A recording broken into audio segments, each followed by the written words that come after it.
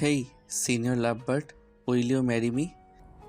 ভালো থেকো আমার জুনিয়র রাজকুমার, মিস করব তোমায়। পরিবেশ শান্ত হয়ে গেল। চারিদিকে নিস্তব্ধতা বিরাজ করছে। 10 বছরের ছেলে কল্পের মুখে এমন প্রস্তাব শুনে সবাই বিস্মিত। কারোর বিস্মিত মনোভাবকে পাত্তা দিল না কল্প। ধীর পায়ে এগিয়ে আসলো পূর্বীর দিকে।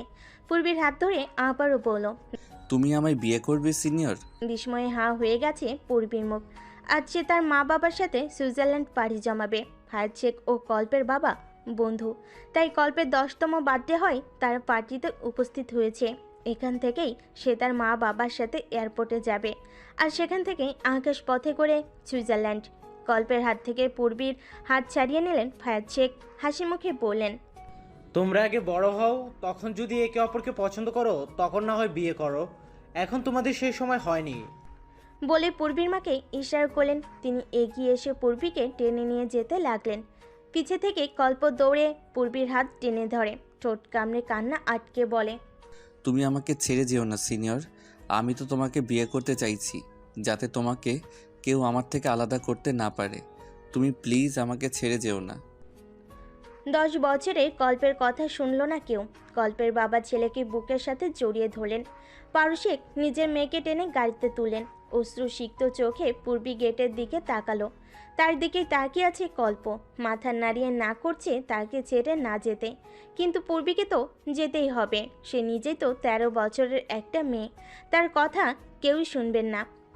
কল্পের দিকে তাকিয়ে হাত দিয়ে টাটা দিল পূর্বী। মনে মনে বলল, ভালো থেকো আমার জুনিয়র রাজকুমার, মিস করব তোমায়।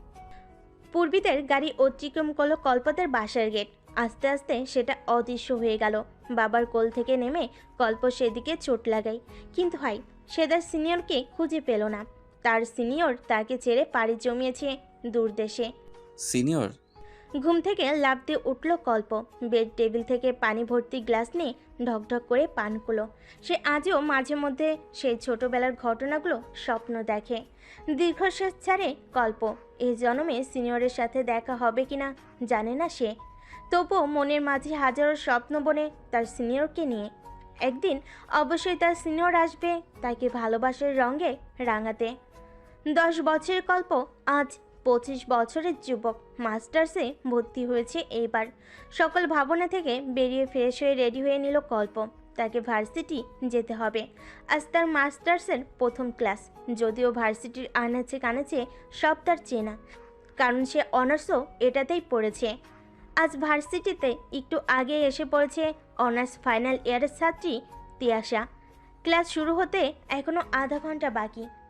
সময় কাটানোর জন্য ভার্সিটির একটা বিল্ডিংয়ের পিছনের দিকে গেলে সেখানে একটা পুকুর আছে, সাথে জঙ্গলের মতো কিছুটা। লাশ। আ জ্ঞান হারালো তিয়াশা। এত ভয়ঙ্কর ক্ষত বিক্ষত করা মুখশ্রী সে কোনোদিন দেখেনি। 20 মিনিটের ভিতরে ভার্সিটিতে এসে পৌঁছে যায় কল্প। তার বন্ধুকে না দেখতে পেয়ে কল দেয় সূর্যের নাম্বারে। সূর্য কল ধরে কল্পকে ভার্সিটির পিছন দিকে আসতে বলে, যেখানে বর্তমানে সবাই ভিড় জমিয়েছে। বিল্ডিংয়ের পিছনের দিকে আসলো কল্প। এত ভিড় কেন সে বুঝতে পারছে না। সবাইকে ঠেলিয়ে একটু দেখার চেষ্টা করলো, সফল হলো, কিন্তু বেশিক্ষণ এক নজরে তাকিয়ে থাকতে পারলো না। কি ভয়ঙ্কর দেখতে লাশটার মুখ। যে মেয়েরা দেখতে এসেছিল তারা দেখে ভয় পেয়ে দূরে সরে গেছে। কয়েকজন মিলে তিয়াশাকে ধরে নিয়ে আসে, এক জায়গায় বসিয়ে মুখে পানি ছিটিয়ে দেয়। কিছুক্ষণের মধ্যেই তিয়াশার জ্ঞান ফিরে। প্রায় 40 মিনিট পরে পুলিশের আগমন ঘটে। যদিও তারা এই ভার্সিটির এই লাশের ব্যাপার নিয়ে অভ্যস্ত হয়ে গেছে বলেই চলে, কারণ এর আগে আরও 3-4 বার লাশ পাওয়া গিয়েছে। পুলিশ তদন্ত করছে, কিন্তু আশানুস্বরূপ কোনো কিছু বের করতে পারেনি। ভার্সিটির টিচাররা সহ স্টুডেন্টরাও বিরক্ত পুলিশের ওপর। এতদিন ধরে কোনো কিছু খুঁজে বের করতে পারল না। এগিয়ে এলো কল্প। পুলিশের এসপিকে শাসিয়ে বলল, আপনারা পুলিশরা কি কাজ করেন? আপনাদের সরকার থেকে বেতন দেওয়া হয় কেন? জনগণকে নিরাপত্তা দেওয়ার জন্য। কিন্তু আপনারা কি সেটা পারছেন না। প্রায় 1 মাস ধরে এরকম ঘটনা ঘটছে। এই পর্যন্ত 4টা লাশ পাওয়া গেল। কে বা কারা এসব করেছে তা আপনারা খুঁজেই বের করতে পারলেন না। জনগণের নিরাপত্তা দিবেন কি করে? এসপি আনিসুর রহমান মাথা নিচু করে নিলেন। তখনই তার ফোন বেজে উঠল। সবার সামনেই কল রিসিভ করলেন। উপর মহল থেকে কল এসেছে। কিছুক্ষণ কথা বলে ফোন রেখে দিলেন। আনিসুর রহমানের ঠোঁটে সূক্ষ্ম হাসি রেখা ফুটে উঠল, যা চোখ এড়ালো না কল্পের। তাচ্ছিল্য করে বলল, বাহ, আপনারা তো হাসবেনই, এটা ছাড়া আর কী বা করতে পারবেন? লম্বা শ্বাস ছাড়েন আনিসুর রহমান, সবার দিকে তাকিয়ে জোর গলায় বলেন, আপনারা নিশ্চয়ই শুনেছেন গোয়েন্দা বিভাগে একজন নতুন ইনভেস্টিগেটর হিসেবে জয়েন করেছেন কয়েক মাস আগে। ইতিমধ্যে তিনি কয়েকটা কেস সলভ করেছেন। তাকে এই ভার্সিটি লাশের রহস্য উদ্ঘাটনের কেসটা দায়িত্ব দেওয়া হবে। সবাই একসাথে বলে উঠল। কে সে? এসিপি আনিসুর রহমান গর্বের সাথে বলেন। পিসি। মুহূর্তের মধ্যেই সবার মধ্যে কানাঘুষা শুরু হলো। কে এই পিসি? কল্প সন্ধিয়ান হয়ে প্রশ্ন করেই ফেলল। কে এই পিসি? আনিসুর রহমান হাসলেন, ঠোঁটে হাসি রেখেই বললেন, সে না হয় যখন কেস সলভ হবে তখন জানবেন, আপাতত সেটা সিগারেট থাকবে। পিসি চান পরিচয় লোকে কেস সলভ করার কাছে নামতে। যখন তিনি কেস সলভ করতে পারবেন তখন তিনি সবার সামনে এসে দাঁড়াবেন। ততদিন তিনি পিসি গোয়েন্দার ইনভেস্টিগেশন পিসি। আরও কিছুক্ষণ পরে লাশ নিয়ে চলে গেলেন পুলিশরা। আস্তে আস্তে ভিড় কমে গেল, সবাই নিজ নিজ ক্লাসের দিকে চলে গেল। সবার মনেই আতঙ্ক। কেউ কেউ ভেবে নিয়েছে এই রহস্যের উদ্ঘাটন না হওয়া পর্যন্ত ভার্সিটিতেই আর আসবে না। এতক্ষণ ভিড়ের মাঝে দাঁড়িয়ে সব দেখছিল এক আগন্তুক, যে এইসব দেখে মনে মনে পৈশাচিক আনন্দ পাচ্ছিল। আড়ালে গিয়ে দাঁড়িয়ে কাউকে কল দিল, ওপাশ থেকে ভেসে এলো, সব ঠিকঠাক? কেউ কিছু ধরতে পারেনি তো? জি বস, সব ঠিকঠাক, কেউ কিছু আন্দাজ করতে পারেনি, আর পারবেও না। আমি আছি না, সব খেয়াল রাখবো, শুধু একটু ওই আর কি। পেয়ে যাবি, তোর অ্যাকাউন্টে টাকা পৌঁছে যাবে। তুই শুধু কাজটা ঠিকঠাক মতো কর, কেউ যেন কখনো কিছু জানতে না পারে। যদি কেউ জানতে পারে তাহলে সেদিনই তোর শেষ দিন হবে, মনে রাখিস। ওপাশ থেকে ফোন কেটে দিল। কান থেকে ফোন নামিয়ে কুরুর হাসলো আগন্তুক, ঠোঁটে কুরুর হাসি বজায় রেখেই বলে ওঠে, সে তো সময় মতো দেখবেন বস, এমনি এমনি কি আর আপনার কথায় এসব করছি? সিংহাসনের স্বপ্ন তো সবাই দেখে, আমার দেখতে দোষ কোথায়? আমিও কখনো সুযোগ পেলে আপনাকে সিংহাসন থেকে নামিয়ে নিজে সেই সিংহাসনে রাজা হব। শীষ বাজাতে বাজাতে চলে গেল আগন্তুক। সেই দিনের পরে 2 দিন কেটে গেছে। এই 2 দিন কোনো লাশ পাওয়া যায়নি।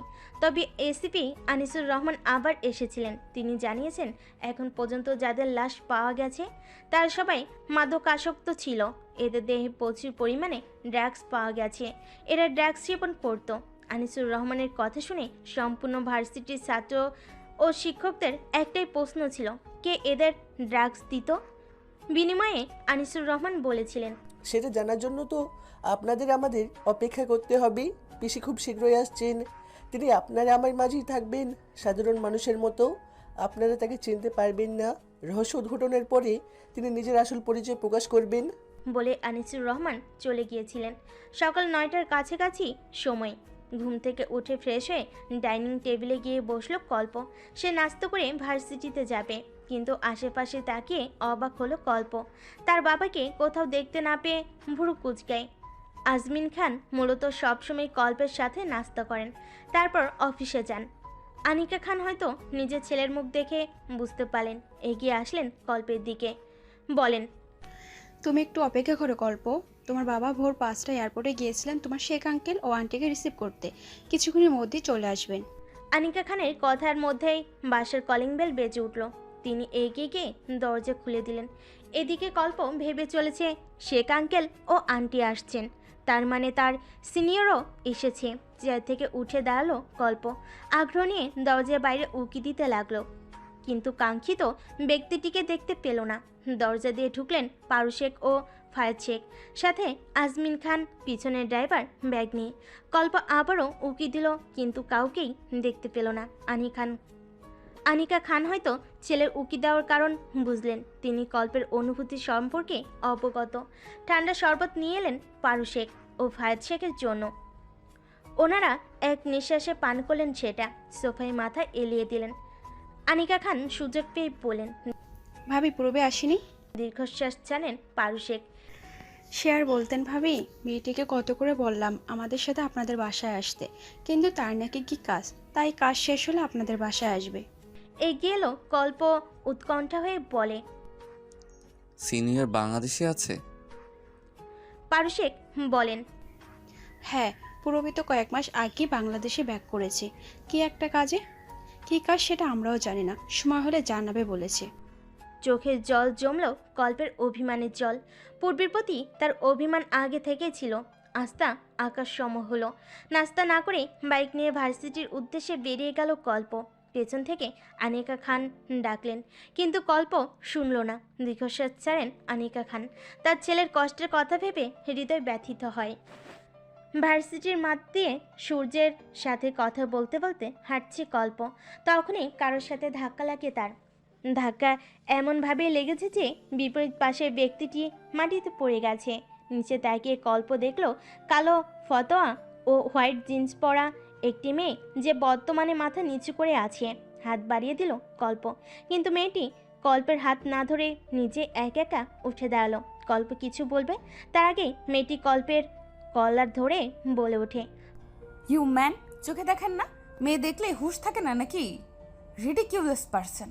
কল্প ভেবেছিল মেয়েটিকে সরি বলবে, কিন্তু মেয়েটির কথা শুনে রেগে গেল। কলার ছাড়িয়ে নিয়ে বলল, সেট আপ মেয়ে, আপনি না জেনে কারো সম্পর্কে বাজে কথা বলতে পারেন না। আমি আপনাকে ইচ্ছে করে ধাক্কা দিইনি। রিয়েলি? আপনার মতো ছেলেদের চেনা আছে, মেয়ে দেখলেই হুঁশ থাকে না। আমি আরাবিয়ান খান কল্প, এক নারীতে আসক্ত। তাই আমাকে অন্য কারোর সাথে তুলনা করবেন না। আপনি আমাকে সরি বলুন। সরি? তাও আপনাকে? আমি পূরবী শেখ আপনার মতো ছেলেকে কখনোই সরি বলবো না। বাজে ছেলে কোথাকার।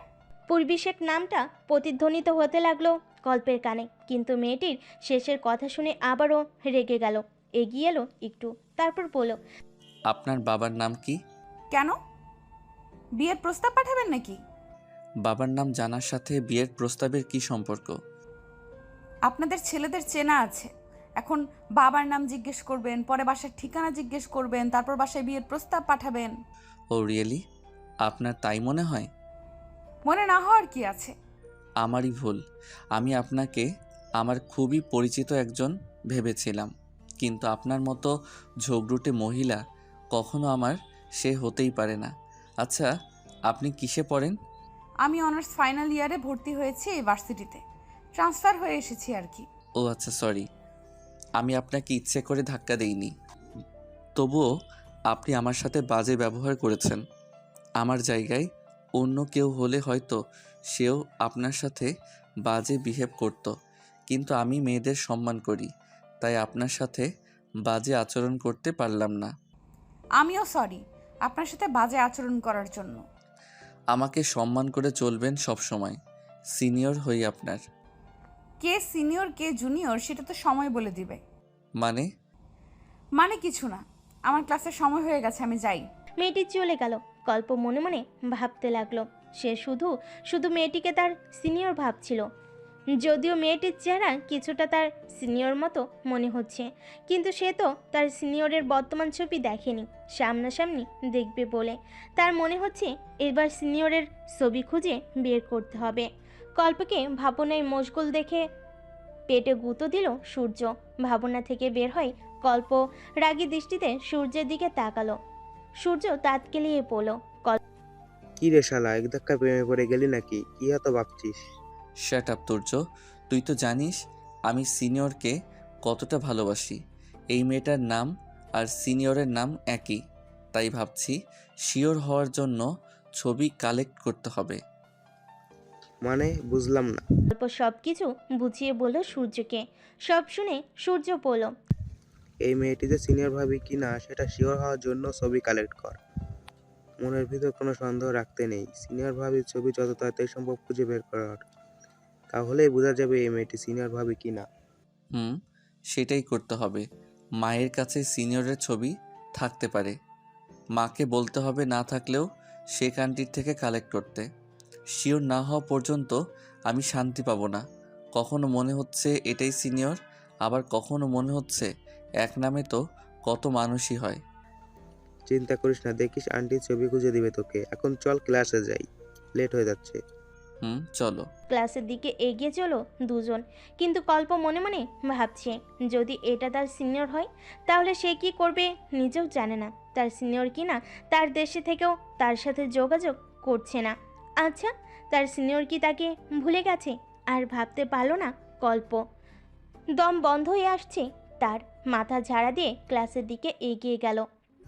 আনিকা খান অবসরে বই পড়ছিলেন। তখনই কল্প হুড়মুড় করে রুমে ঢুকেন। বই রেখে সোজা হয়ে বসলেন আনিকা খান। কল্পকে কাছে ডাকলেন। ধীর পায়ে কল্প এগিয়ে গিয়ে মায়ের কোলে মাথা রেখে শুয়ে পড়ল। আনিকা খান ছেলের মাথায় সিনিয়রের হাত বুলালেন। কি হয়েছে আমার বাবাটার? মন খারাপ কি? ফুপিয়ে উঠল কল্প।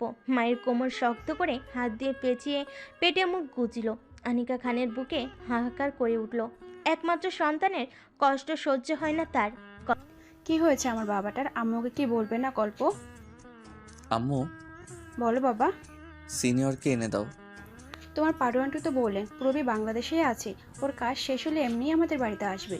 ও কি করেছে, কোথায় আছে কেউ জানে না, সময় হলে জানাবে বলেছে। আম্মু, তোমার কাছে সিনিয়রের কোনো ছবি আছে? না তা নেই, তবে তোমার পারোয়ান্টি মাঝে মধ্যে আমাকে হোয়াটসঅ্যাপে পিক দিতেন। পুরনো মেসেজ কেটে দেখতে হবে, পেলেও পেতে পারি। তুমি হঠাৎ প্রবির ছবির কথা বলছো কেন? তুমি তো চাও প্রবিকে প্রথম সামনাসামনি দেখতে। আমার ভার্সিটিতে একটা মেয়ে নিউ ভর্তি হয়েছে আম্মু, অনার্স ফাইনাল ইয়ারে। সিনিয়রের ছোটবেলার মুখশ্রী যতটুকু মনে আছে তাতে আমার মনে হয়েছে ওই মেয়েটা কিছুটা সিনিয়রের মতো দেখতে। আর মেয়েটির নামও সিনিয়রের নামে। কি নাম মেয়েটির? পূরবী শেখ। এক নামে তো অনেক মানুষই আছে পৃথিবীতে, আর একরকম দেখতেও মানুষ আছে। হ্যাঁ আম্মু, সেটাই আমি শিওর হতে চাই। আমার বারবার মনে হচ্ছে ওই মেয়েটি আমার সিনিয়র। আমি মেয়েটির চোখ দেখেছি, ঠিক সিনিয়রের মতো। তুমি যেভাবে পারো সিনিয়রের ছবি কালেক্ট করে দাও। আমি শিওর না হওয়া পর্যন্ত শান্তি পাবো না আম্মু। চিন্তা করো না বাবা, আমি প্রবীর ছবি খুঁজে বের করব। যদি না পাই তো তোমার পারোয়ান্টিকে থেকে নিয়ে নিব। এবার তুমি চলো, খেয়ে নেবে। আগে ফ্রেশ হয়ে আসো, আমি রূপাকে খাবার গরম করতে বলছি। খেতে ইচ্ছে করছে না। দেব এক থাপ্পড়। যাও জলদি ফ্রেশ হয়ে আসো। খাবারের প্রতি কেন অনীহা? আমি সহ্য করব না। আমি সিরিয়ালের মায়েদের মতো না যে ছেলে খেতে চাইবে না বলে ছেলের ভয় জিজ্ঞেস করব না। খাবে কি খাবে না, বা তুমিও সিরিয়ালের মতো রাগি বদমেজাজি নাও। আমার গল্প সবসময়ের মায়ের বাধ্য ছেলে। যাও বাচ্চা, ফ্রেশ হয়ে আসো, মা তোমার জন্য খাবার টেবিলে অপেক্ষা করবে। কল্পের কপালে চুমু দিয়ে উঠে চলে আসেন আনিকা খান। এতক্ষণ কল্পের মুখ বেজা ছিল। আনিকা খানের কথা শুনে হেসে দিয়েছে। মাথা চুলকে হেসে কল্প নিজের রুমে গিয়ে ফ্রেশ হয়ে নেয়। তারপর মা ছেলে মিলে দুপুরের খাবার খেয়ে নেয়। কল্পের বাবা অফিসেই দুপুরের খাবার খান। দুপুরের খাবার খেয়ে ভাত ঘুম দিয়েছিল কল্প। 3:30টার দিকে উঠে ফ্রেশ হয়ে নেয়। তারপর পড়তে বসে। কল্পের কোনো বাজে আড্ডা বা সময় অপচয় করার কোনো সঙ্গী নেই। সে সবসময় মায়ের বাধ্য ছেলে। আনিকা খান একটা লিস্ট দিয়েছেন। ফজরের সময় কল্পকে ডেকে তুলে নামাজে পাঠান বাপ ছেলেকে। তারপর তিনিও নামাজ পড়েন। নামাজ থেকে এসে আবার ঘুমিয়ে পড়েন সবাই। 9টা বা 9:30টার দিকে উঠে কল্প বাবা মার সাথে নাস্তা করে তারপর ভার্সিটিতে যায়। সেখান থেকে দুপুরে বাসে এসে খেয়ে ভাত ঘুম দেয়। 3টা বা 3:30টার দিকে উঠে পড়তে বসে। সন্ধ্যার দিকে আজমিন শেখ চলে আসেন। তখন বাবা ছেলে মিলে সম্পূর্ণ বাসা মাতিয়ে রাখেন। কল্পের বন্ধু বলতে ভার্সিটিতে সূর্য আছে। সূর্য চলে আসে সন্ধ্যার দিকে কখনো কল্পতের বাসায়। সেও আড্ডায় যোগ দেয়। সব মিলিয়ে আনিকা খানের ভরপুর সংসার। তার সংসারে সুখের অন্ত নেই। তবে কল্পের জন্য আনিকা খানের সব চিন্তা। তার ছেলে শান্ত স্বভাবের, কখনো কোনো কিছু মুখ ফুটে চায় না। শুধু একটা জিনিসই সে ছোটবেলা থেকে চায়, পূর্বীকে। আনিকা খান পারু শেখের সাথে হওয়া পুরনো চ্যাটিংগুলো দেখতে থাকেন, কিন্তু পূর্বীর কোনো ছবি খুঁজে পাননি। বাধ্য হয়ে পারু শেখকে ফোন করেন। কিছুক্ষণ কথা বলে পূর্বীর ছবি দেওয়ার কথা বলেন হোয়াটসঅ্যাপে। পারু শেখ বিনা বাক্যে হোয়াটসঅ্যাপে ছবি দিয়ে দেন। তারও কল্পকে ভীষণ পছন্দ। এমনই লক্ষ্মী ছেলে আজকালকার যুগে পাওয়াই মুশকিল। কল্পের মতো শান্ত শিষ্ট ছেলেকে তার মেয়ের জন্য উপযুক্ত। কল্পই পারবে গম্ভীর পূর্বীকে হাসি খুশি রাখতে। কল্প টেবিলে বসে পড়ছিল। তখনই হাতে 2 কাপ কফির মগ ও ফোন নিয়ে প্রবেশ করেন আনিকা খান। মাকে দেখে কল্প বই বন্ধ করে উঠে দেয়। আনিকা খান ছেলের তার প্রতি শ্রদ্ধা দেখে গর্বে হাসেন। মনে মনে ভাবেন তিনি সার্থক এমন ছেলের মা হয়ে। কফির মগ টেবিলে রেখে কল্পকে বসতে বলে তিনিও আরেকটা চেয়ার টেনে বসেন। কফি খেতে খেতে মা ছেলে নানান গল্পে মেতে ওঠেন। কথা বলার ফাঁকেই আনিকা খান নিজের ফোন থেকে গ্যালারিতে গিয়ে পূর্বীর ছবি বের করে কল্পের দিকে বাড়িয়ে দেন। কল্প মায়ের হাত থেকে মোবাইল নিয়ে স্ক্রিনের দিকে তাকালো। মুহূর্তেই তার চোখ জোড়া থমকে গেল। কালো টি শার্ট, তার উপরে সাদা লেডিস শার্ট পরে মা বাবার কাঁধ জড়িয়ে ধরে দাঁড়িয়ে আছে পূর্বী, যা স্ক্রিনে দেখতে পাচ্ছে কল্প। সে ঠিকই ভেবেছিল ভার্সিটির মেয়েটাই তার সিনিয়র। সে চোখের দিকে তাকেই বুঝতে পেরেছিল। আনিকা খান কল্পের গালে হাত রাখলেন। কল্প মায়ের দিকে তাকিয়ে হাসলো। আমি তোমাকে বলেছিলাম না আম্মু, ভার্সিটির মেয়েটাই সিনিয়র। মিলে গেছে আম্মু, ওই আমার সিনিয়র। আর ইউ শিওর কল্প? হ্যাঁ আম্মু, আমি 100% শিওর। কিন্তু ওই মেয়েটাই যে সিনিয়র সেটা তুমি আর আমি শুধু জানবো, কাউকে বুঝতে দিও না। আমি চাই সিনিয়র নিজে এসে আমার কাছে ধরা দিক। তার লুকোচুরি খেলা শেষ হলে সে নিজেই আসবে। ততদিন না হয় আমি তার সাথে তাল মিলিয়ে অভিনয় করে গেলাম। ঠিক আছে বেটা, তুমি যা চাও তাই হবে। আমি পূর্বীকে চিনি, ও নিশ্চয়ই কোনো প্রয়োজনে কাউকে ধরা দিচ্ছে না। ওর কাজ শেষ হলো নিজে থেকেই তোমাকে সব বলবে। মন খারাপ করো না, রেডি হয়ে নাও। কোথায় যাব? তুমি আর আমি ঘুরতে যাব। আব্বু যাবেন না? যাবেন তো। তোমার আব্বু অফিস থেকে আমাদের সাথে যুক্ত হবে। তোমার পারো আন্টি ফায়ার সাইকেলও থাকছেন। ওয়াও, তাহলে তো খুব আনন্দ হবে। আমি সূর্যকে ডেকে নেই। নাও, পারলে তোমার সোনিয়া আন্টিকেও নিয়ে আসতে বলো। কতদিন ওনার সাথে আড্ডা দিচ্ছি না। ঠিক আছে আম্মু, কিন্তু আমি কি পরবো? এত বড় হয়ে গেলে এখনো কোথাও ঘুরতে গেলে বাচ্চাদের মতো কি পড়বে তা নিয়ে চিন্তা করো। আমি তো বাচ্চাই, তোমার বাচ্চা। কল্পর গাল টেনে দিলেন আনিকা খান। আলমারি থেকে খুঁজে বের করে একটা সাদা শার্ট বের করলেন, সাথে কালো প্যান্ট ও কালো কোট। বিছানার উপর সেগুলো রেখে কল্পকে ফ্রেশ হতে বলে নিজেও তৈরি হতে চলে গেলেন। কল্প সূর্যকে ফোন দিয়ে বলল রেডি হয়ে তাদের পাশে আসতে, সাথে তার মা সোনিয়া খানমকে নিয়ে আসতে। সূর্য তো এক পায়ে রাজি। সোনিয়া খানমকে বলতেই তিনিও রাজি হয়ে গেলেন। কতদিন আড্ডা দেওয়া হয়নি তার। সাংসারিক ব্যস্ততায় কারোরই তেমন আড্ডা বা দেখা হয় না। কোনো অনুষ্ঠান বা হঠাৎ প্ল্যান করে ঘুরতে যাওয়া হলেই তবে সবার দেখা ও আড্ডায় আসর বসে। তখন সব কিছু ভুলে, বয়স সংসার সব ভুলে একে অপরের সাথে আড্ডায় মত্ত হন তারা। ফুচকা স্টলে ভিড় জমিয়েছেন তিনজন রমণী, আনিকা খান, সোনিয়া খানম ও পারু শেখ। তিনজনই ফুচকা খেতে ব্যস্ত। একটু সাইডে দাঁড়িয়ে আছেন তাদের তিনজনের স্বামী। তাদের দৃষ্টিও নিজেদের স্ত্রীদের দিকে। বিয়ের এত বছর হলো, ছেলে মেয়ে বড় হয়ে গেছে, তবুও তাদের একে অপরের প্রতি ভালোবাসা কমেনি। আজও নিজেদের স্ত্রীদের ফুচকা খাওয়ার দৃশ্য দেখে নতুন করে প্রেমে পড়ছেন তিনজন পুরুষ। তিনজন রমণী ফুচকার প্লেট নিয়ে এগিয়ে আসলেন তাদের অর্ধাঙ্গের দিকে। তিনজনই নিজ নিজ স্বামীর মুখে একটি করে ফুচকা পুড়ে দিলেন। দূরে বসে থাকা কল্প ও সূর্য তাদের মা বাবাদের ভালোবাসার মুহূর্তগুলো দেখে মুগ্ধ হচ্ছে। কল্পের হাত ধরে সূর্য বলে, দোস্ত, আমি যাকে বিয়ে করবো তাকে ঠিক এমনভাবেই সারা জীবন ভালোবাসবো। ইস, কবে যে আমারও বউ হবে। কল্প ভ্যাবাচাকা খায়, হালকা কেশে বলে, সে তো সময় হলে এমনি বউ পেয়ে যাবি। এখন তো আর চিন্তা করলে বউ মিলবে না। আগে তো পড়াশোনা শেষ করি, চাকরি না করি বাবাদের ব্যবসায় তো হাত লাগাতে হবে। তারপর সব আয়ত্তে নিয়ে যখন বুঝতে পারবো নিজের স্ত্রীর দায়িত্ব পালনের সব রকম যোগ্যতা অর্জন করেছি, তখনই বিয়ে করব। গালে হাত রেখে সূর্য বলে, সে তো আমিও, কিন্তু তোর তো ঠিক করা আছে, তোর সিনিয়র আছে, আমার তো কেউ নেই। ইস, না জেনে আমার ভবিষ্যৎ বউ কোন বেটার সাথে টাঙ্কি মারতেছে। বলে কাঁদো কাঁদো মুখ করল সূর্য। সূর্যের কথা শুনে কল্প হাসি আটকাতে পারল না। শব্দ করে হেসে হাসি থামানোর জন্য মুখ চেপে ধরে। সূর্য কটমট করে তাকিয়ে বলে, তুই তো হাসবি, তোরই তো দিন। তোর তো সিনিয়র ভাবিকে নিয়ে কোনো চিন্তাই নেই, তাকে তুই পেয়ে যাবি। সব চিন্তা আমার। আমার সিনিয়র বউ না জানি কোথায় আছে। ভুরুকুচকে কল্প বলে। সিনিয়র বউ? হালকা কেশে সূর্য বলে, দেখ, তুই তো সিনিয়র বিয়ে করবি, তাই আমিও ভেবে রেখেছি। কি ভেবে রেখেছিস? আমিও তোর মতো সিনিয়র বিয়ে করব। আমারও একটা সিনিয়র লাভ বাট হবে।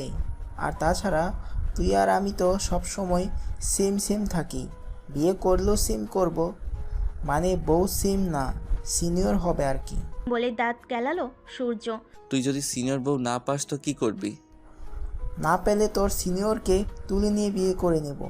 কটমট করে তাকিয়ে আছে কল্প। সূর্য দাঁত গেলিয়ে তাকিয়ে আছে। আরে ইয়ার, রাগ করছিস কেন? আমি তো মজা করেছি। এরকম মজা কখনো করবি না। আমার সিনিয়র শুধুমাত্র আমার, আর কারো না। কেউ ভাগ বসাতে আসলে খুন করে ফেলবো।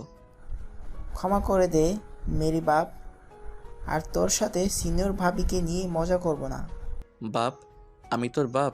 আচ্ছা, তাহলে আজ থেকে আমার সিনিয়রকে মা বলে রাখবি, আর আমার মা বাবাকে দাদা দাদি, আম্মু আব্বু খুশি হবে। তাদের ছেলে বিয়ে না করেই ছেলের বাপ হয়ে গেছে। ফুসফুস করছে সূর্য। কল্প মুখ চেপে হাসছে। কল্পের হাসি দেখে ঠাস ঠাস করে কিল বসিয়ে দিল সূর্য।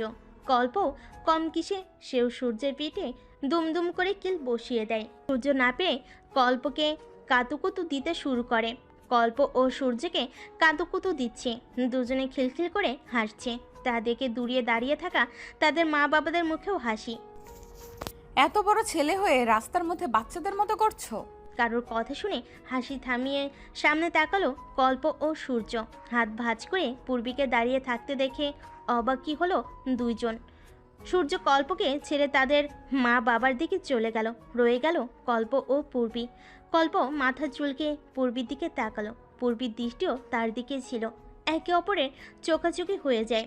চোখ নামিয়ে মাথা নিচু করে নেয় কল্প। পূর্বী তা দেখে ঠোঁট কামড়ে হেসে কল্পের পাশে বসে। আমার আসল পরিচয় জেনে গেছো জানি, তাই অপরিচিতদের মতো ব্যবহার না করলেও চলবে। পূর্বীর কথা শুনে অবাক হয়ে তাকাই কল্প। কল্পের দিকে তাকিয়ে পূর্বী বলে, আমি না চাইলে কখনোই মা আন্টিকে ছবি দিতেন না। আমি চেয়েছি বলেই তুমি আমার পরিচয় জানতে পেরেছো, আমার ছবি দেখতে পেরেছো। এত লুকোচুরি কেন সিনিয়র? আপাতত তোমাকে সত্যিটা বলতে পারবো না, তার জন্য আমি আন্তরিকভাবে দুঃখিত কল্প। তবে শুধু এতটুকু জেনে রাখো, আমি তোমার ভার্সিটিতে একটা প্রয়োজনীয় স্টুডেন্ট হয়ে প্রবেশ করেছি। সেই প্রয়োজনের বিষয়গুলো জেনে নেই, তারপর তোমাকেই সবার আগে সব কিছু বলবো। আস্তে করে নিজের হাত দিয়ে পূর্বীর হাত ধরলো কল্প। হাতের মুঠোয় নিয়ে বলল, আমি জানতে চাইবো না তুমি কী জন্য এসব করছো। তবে তুমি যাই করো না কেন, সবসময় নিজের খেয়াল রেখো। আর তোমার কোনো সাহায্য লাগলে আমাকে বলবে। আমি তোমাকে সব রকম সাহায্য করার চেষ্টা করব। আমার উপর অভিযোগ নেই তোমার? মাথা নিচু করে কল্প বলে, অভিযোগ অভিমান সবই ছিল, সেটা সময় হলে পুষিয়ে নিব। চলো মা, বাবার কাছে যাই। বলে পূর্বীর হাত ধরে একটু দূরে দাঁড়িয়ে থাকা রমণী ও পুরুষদের দিকে এগিয়ে গেল। এতদিন পরে নিজের মেয়েকে দেখতে পেয়ে দু চোখ ভরে এলো পারুশেখের। পূর্বীকে জড়িয়ে ধরে কপালে চুমু এঁকে দিয়ে বলেন, এতদিন পর মায়ের কথা মনে পড়লো? এক হাতে কান ধরে পূর্বী বলে, সরি আম্মু, সরি আব্বু, I am extremely sorry all. Anika Khan পূর্বীর কান থেকে হাত সরিয়ে জড়িয়ে ধরলেন। পূর্বী মুচকি হেসে বলে, সরি আন্টি। আরে ধুর পাগলি, তোকে সরি বলতে হবে না। আমি তো তোকে চিনি, তুই কোনো কারণ ছাড়া কখনো কিছু করিস না। আমাদের পূর্বী কেমন তা আমরা জানি। সো মন খারাপ না করে আসো, আমরা সময়টা এনজয় করি। ফুচকা খাবে তো? মুচকি হেসে পূর্বী বলে, খাওয়া যায়। তিনজন মায়ের সাথে যোগ হলো পূর্বী। চারজন ফুচকা খাচ্ছে। পূর্বী এগিয়ে এলো কল্পের দিকে। প্লেট থেকে ফুচকা নিয়ে কল্পের মুখের সামনে ধরলো। কল্প মুচকি হেসে হাঁ করলো। পূর্বী কল্পের মুখে ফুচকা দিয়ে আজমিন খানের সামনে গিয়ে দাঁড়ালো। প্লেট থেকে ফুচকা তুলে তার মুখের সামনে ধরলো। আজমিন খান পূর্বীর মাথায় হাত বুলিয়ে হাঁ করেন। পূর্বী আজমিন খানকে ফুচকা খাইয়ে দিয়ে সৌরভ আহমেদ এর সামনে গিয়ে দাঁড়ালো। প্লেট থেকে ফুচকা তুলে তার মুখের সামনে ধরলো। সৌরভ আহমেদ মুচকি হেসে হাঁ করে ফুচকা মুখে নিলেন। পূর্বী নিজে বাবার সামনে গিয়ে দাঁড়ালো। মুখের সামনে ফুচকা ধরতেই ফায়াজ শেখ হাঁ করে মুখে নেওয়ার আগেই পূর্বী সেটা নিজের মুখে ঢুকিয়ে নেয়। ফায়াজ শেখ মেয়ের কান টেনে ধরেন। পূর্বীর বাবার এক কাঁধ জড়িয়ে ধরে খিলখিল করে হাসছে। হাসি থামিয়ে বলে, আচ্ছা যাও, এবার দিচ্ছি, হা করো। ফায়াজ শেখ হাঁ করতেই পূর্বী তার মুখে ফুচকা ঢুকিয়ে দেয়। সূর্যের সামনে গিয়ে প্লেট এগিয়ে দেয় পূর্বী। সূর্য প্লেট থেকে ফুচকা তুলে হাতে নিয়ে বলে, ধন্যবাদ সিনিয়র ভাবি। বলেই ফুচকা মুখে পুড়ে নেয়। আপনার কোনো বান্ধবী থাকলে বলবেন তো ভাবি। ভুরু কুচকে পূর্বী বলে, কেন? মাথা চুলকে সূর্য বলে, না মানে ইয়ে, আমি গল্পের মতো সিনিয়র বিয়ে করবো আর কি। আচ্ছা, সময় হলে আপনার জন্য ব্যবস্থা করে দিব। সূর্যের খুশি দেখে কে, সে আর কাউকে না পেয়ে পাশে দাঁড়িয়ে থাকা কল্পকে জড়িয়ে ধরে গালে চুমু খায়। কল্প গালে হাত দিয়ে চোখ কটমট করে সূর্যের দিকে তাকায়। সূর্য তা দেখে কল্পকে ছেড়ে দিয়ে দাঁত কেলিয়ে তাকিয়ে রয়। পূর্বী দুজনের এসব দেখে আবারও খিলখিল করে হেসে ওঠে। ভার্সিটির মাঠে একটি গাছের তলায় বসে আছে সূর্য ও কল্প, সাথে রয়েছে তাদের কিছু ক্লাসমেট। ক্লাস শুরু হতে আরও 20 মিনিটের মতো বাকি, তাই তারা আড্ডা দিচ্ছে। কল্প বারবার গেটের দিকে তাকাচ্ছে। সূর্য কল্পের কার্যকলাপ দেখছে আর ঠোঁট কামড়ে হাসছে। কল্পের কাঁধে হাত রেখে হালকা কেশে মনোযোগ নিজের দিকে আনার চেষ্টা করলো সূর্য। কল্প সূর্যের কাশির শব্দে ভ্যাবাচেকা খেয়ে সূর্যের দিকে তাকায়। ভুরুকুচকে সূর্য বলে। কল্প নিজেকে স্বাভাবিক করে বলে, কিছু না।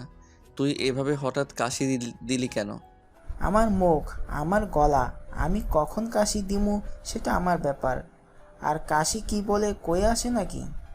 আমি কি সেটা বলেছি? তাহলে মানে আমার কোনো প্রাইভেসি নেই? কাশি দিলেও তোকে বলে তারপর দিতে হবে? মেয়েদের মতো কুচিয়ে কুচিয়ে ঝগড়া করছিস কেন? চেতে ওঠে সূর্য, মুখ ফুলিয়ে বলে, কি? আমি মেয়েদের মতো ঝগড়া করি? বুঝলি গল্প, সবাই স্বার্থপর। এই যে তুই তোর ভালোবাসার মানুষের সন্ধান পেয়ে গিয়েছিস, তাই এখন তোর আমাকে অসহায় লাগবে। আমি তো আর তোর প্রেমিকা না, আমিও হলাম বন্ধু। আর মানুষ প্রেমিকা পেলে বন্ধুকে এমনিই ভুলে যায়, এটা স্বাভাবিক। আমি কিছু মনে করিনি। ফ্যালফ্যাল করে তাকিয়ে আছে কল্প। এদিকে সূর্য মুখ লুকিয়ে হেসে আবার গম্ভীর ভাব মুখে ফুটিয়ে কল্পের দিকে তাকায়। দীর্ঘশ্বাস ছেড়ে কল্প বলে, তুই আমায় এই বুঝলি তুর্য? তোর তাই মনে হয় আমি তোকে ভুলে যাচ্ছি? আমার কাছে তোর গুরুত্ব অন্যরকম। বন্ধুত্ব বন্ধুত্বের জায়গায়, আর প্রেমিকা প্রেমিকার জায়গায়। আর আমি তো প্রেমও করছি না। তাহলে তুই কিসের ভিত্তিতে এসব কথা বললি? প্রেম করিসনি, কিন্তু তোর তো ভালোবাসার মানুষ আছে, বলা তো যায় না। তুই কখন আবার আমায় ভুলে যাস? তুই এই চিনলি আমাকে? মুখ তুলে কল্পের চোখের দিকে তাকালো সূর্য। কল্পের চলো চোখ দেখে আটকে উঠল সূর্য। সে তো মজা করেছিল এতক্ষণ, বুঝিনি তার বন্ধুটা কষ্ট পাবে। কল্পের কাঁধ জড়িয়ে সূর্য অনুনয় করে বলে, ভুল বুঝিস না দোস্ত, আমিও এতক্ষণ তোর সাথে মজা করছিলাম। তোর মনে হয় আমি কখনো এমন কিছু ভাবতে পারি? আমি এতক্ষণ তোর সাথে মজা করেছি। আই এম এক্সট্রিমলি সরি ইয়ার, আর কখনো এমন মজা করব না। তুই প্লিজ কাঁদিস না। কল্পের কাঁধ জড়িয়ে সূর্য অনুনয় করে বলে। বলতে না বলতেই কল্পের চোখ বেয়ে পানি গড়িয়ে পড়ল। বিচলিত হয়ে সূর্য কল্পের চোখের পানি মুছে দিল, কান ধরে পড়ল। এই দেখ, কান ধরছি, আর কখনো এমন মজা করব না। সূর্যের কান থেকে হাত নামিয়ে নেয় কল্প, জড়িয়ে ধরে একে অপরকে। কল্প সূর্যকে আঁকড়ে ধরে বলে, আমাকে কখনো ভুল বুঝিস না সূর্য। আমার বন্ধু বলতে একমাত্র তুই। আমি তুই ছাড়া আর কারোর সাথে তেমন মিশি না। আমি তোকে খুব বিশ্বাস করি, কখনো আমার বিশ্বাস ভাঙিস না। যদি কখনো তোর মনে হয় আমি কোনো ভুল করেছি, তখন কি তুই আমাকে ক্ষমা করবি না গল্প? ভুলের মধ্যেও পার্থক্য আছে। কিছু ভুলের ক্ষমা হয়, আবার কিছু ভুলের ক্ষমা হয় না। আটকে উঠল সূর্য। সে টের পেল তার নিঃশ্বাস বন্ধ হয়ে আসছে। শক্ত করে জড়িয়ে ধরল কল্পকে। না দোস্ত, আমার জানা মতে আমি আজ পর্যন্ত ইচ্ছাকৃত কোনো ভুল করিনি। ভবিষ্যতে করব কি না জানি না, তবে তুই কখনো আমাকে ভুল বুঝিস না। মুচকি এসে কল্প বলে, আমি জানি তুই কেমন। তুই কখনো কোনো অন্যায় বা ভুল করতেই পারিস না। আর যদি কখনো করিসও, তাহলে আমি ধরে নিব তার পিছনে নিশ্চয়ই কোনো কারণ আছে। কল্পকে ছেড়ে দিয়ে সোজা হয়ে বসে সূর্য। গেটের দিকে চোখ যেতেই কল্পকে ধাক্কা দিয়ে বলে, ওই দেখ, তোর ললনা আসছে। ভুরু কুচকে কল্প বলে, ললনা? হো, তোর সিনিয়র ললনা। মজা করিস শালা। বিনিময়ে দাঁত কেলিয়ে তাকায় সূর্য। ভার্সিটির ভিতরে প্রবেশ করে পূর্বী। তখনই কিছু ছেলে মেয়ে তার পথ আটকে দেয়। ভুরু কুচকে যায় পূর্বীর। কিছু সেকেন্ড পরে কিছু মাথায় আসতেই বাঁকা হাসে। নিশ্চয়ই তোমাকে বলতে হবে না আমরা কারা। মাথা চুলকে মনে করার চেষ্টা করে পূর্বী বলে, কারা আপনারা? ছেলে মেয়েদের মাঝ থেকে একটি মেয়ে বলে। এই ভার্সিটিতে নতুন, তা তোমাদের দেখেই বুঝছি আমরা তোমাদের সিনিয়র। হাত নাড়িয়ে পূর্বী বলল। তো তাদের মধ্যে থাকা একটি ছেলে বলে। তো কি তুমি নিশ্চয়ই জানো সিনিয়রদের কথা শুনতে হয়? হ্যাঁ, সেটা জানি, তবে সব কথা গিয়ে আর শোনা বা মেনে নেওয়া যায়? আমার সাধ্যের ভেতরে সব মেনে নিব। তখনই একটি ছেলে এসে দাঁড়ায়। বাকি ছেলে মেয়েগুলো তাকে দেখে ছেলেটিকে কানে কানে কিছু বলে। ছেলেটি এগিয়ে এসে পূর্বীর কাছাকাছি দাঁড়ায়। পূর্বীর অস্বস্তি বোধ করে পিছিয়ে যায়। ছেলেটি হাত বাড়িয়ে দিয়ে বলে। হাই, আমি রূপক রায়হান, তোমার সিনিয়র। হাত না মিলিয়ে ভুরু কুচকে পূর্বী বলে। তো অপমান বোধ করে রূপক। আরও এক পা এগিয়ে আসে পূর্বীর দিকে। তুমি কি জানো আজ পর্যন্ত কোনো জুনিয়রের সাহস হয়নি আমার সাথে বিয়াদবি করার? এক পা পিছিয়ে পূর্বী বলে। আমি কখন আপনার সাথে বেয়াদবি করলাম মিস্টার রূপক? পাশ থেকে ছেলে মেয়ে গুলো বলে। রূপক, বাদ দে, একে একটা কিছু করতে দে, সেটা করাই ওর শাস্তি। তোর সাথে বেয়াদবি করার শাস্তি দে। কুচকানো ভুরু সমান করে পূর্বী বলে। হাত মিলাইনি বলে সেটা যদি বেয়াদবি হয় তাহলে আমি বেয়াদব। আপনারা যা খুশি ভাবতে পারেন, আই ডোন্ট কেয়ার। রাস্তা ছাড়ুন, আমার ক্লাসের সময় হয়ে যাচ্ছে। রূপক বাঁকা হেসে বলে। যাবে, অবশ্যই যাবে। তার আগে তোমাকে একটা কাজ করতে হবে। কি কাজ? ভার্সিটির সবার সামনে আমায় প্রপোজ করো। ফিক করে হেসে ওঠে পূর্বী। হাসতে হাসতে পেট ধরে যাওয়ার অবস্থা তার। অনেক কষ্টে হাসি থামিয়ে বলে। রিয়েলি? আমি আপনাকে প্রপোজ করব ভাবলেন কি করে সেটা? তুমি যদি আমার কথা না মানো তো তুমি আর এই ভার্সিটিতে ঢুকতে পারবে না। আমার বাবা এই ভার্সিটির 30% খরচ বহন করেন। বুঝতেই তো পারছো আমার কথাই শেষ কথা হবে। দূরে দাঁড়িয়ে এতক্ষণ বাকি স্টুডেন্টদের সাথে কল্প ও সূর্য সব দেখছিল ও শুনছিল। কল্প শান্ত স্বভাবের, সহজে রাগে না। ধীর পায়ে এগিয়ে এসে পূর্বীর পাশে দাঁড়ায়। পূর্বীর হাত ধরে নিয়ে যেতে চাইলে আটকে দেয় রূপকের ফ্রেন্ডরা। স্বাভাবিকভাবেই কল্প বলে। পথ ছেড়ে দাঁড়াও। রূপক এগিয়ে এসে বলে। তোমার সাহস হলো কি করে ওকে নিয়ে যাওয়ার? এই মেয়েটাকে আমি একটা শর্ত দিয়েছি, ও সেটা না মানা পর্যন্ত যেতে পারবে না ক্লাসে। কল্পকে কিছু বলতে না দিয়ে নিজের হাত ছাড়িয়ে নেয় পূর্বী। রূপকের দিকে তাকিয়ে বলে। আমি একাই যাব, পারলে আটকে দেখান। বলে ওর ক্লাসরুমের বিল্ডিংয়ের দিকে হাঁটা ধরলো। পিছন থেকে রূপকের বন্ধুরা আটকাতে চাইলো, তাদের থামিয়ে দিয়ে রূপক বলে। একে আমার চাই, আই লাইক ইট। এই মেয়েটির সম্পর্কে সব খুঁজে বের কর। এই রূপক রায়হান মেয়েটিকে নিজের জীবনসঙ্গী করবে। রূপকের বন্ধুরা অবাক হলো, নিজেদের সামলে নিল। কল্পের রাগ আকাশচুম্বী হলো, যদিও তার মুখ দেখে সেটা বোঝার উপায় নেই। সূর্য ঢোক গিলে কল্পর দিকে তাকায়। তার শান্তশিষ্ট বন্ধুটা রেগে গেছে, তার মানে কোনো অঘটন ঘটাতে বেশি সময় লাগবে না।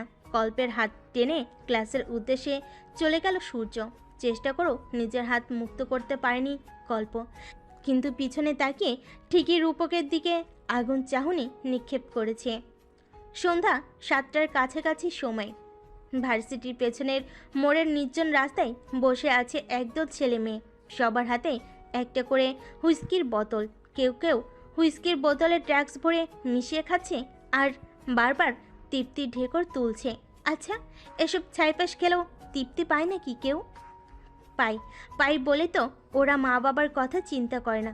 ভাই বোন, ফ্যামিলি সব কিছুর কথা একবারও চিন্তা না করে মাদকাসক্তির পথে পা বাড়ায়।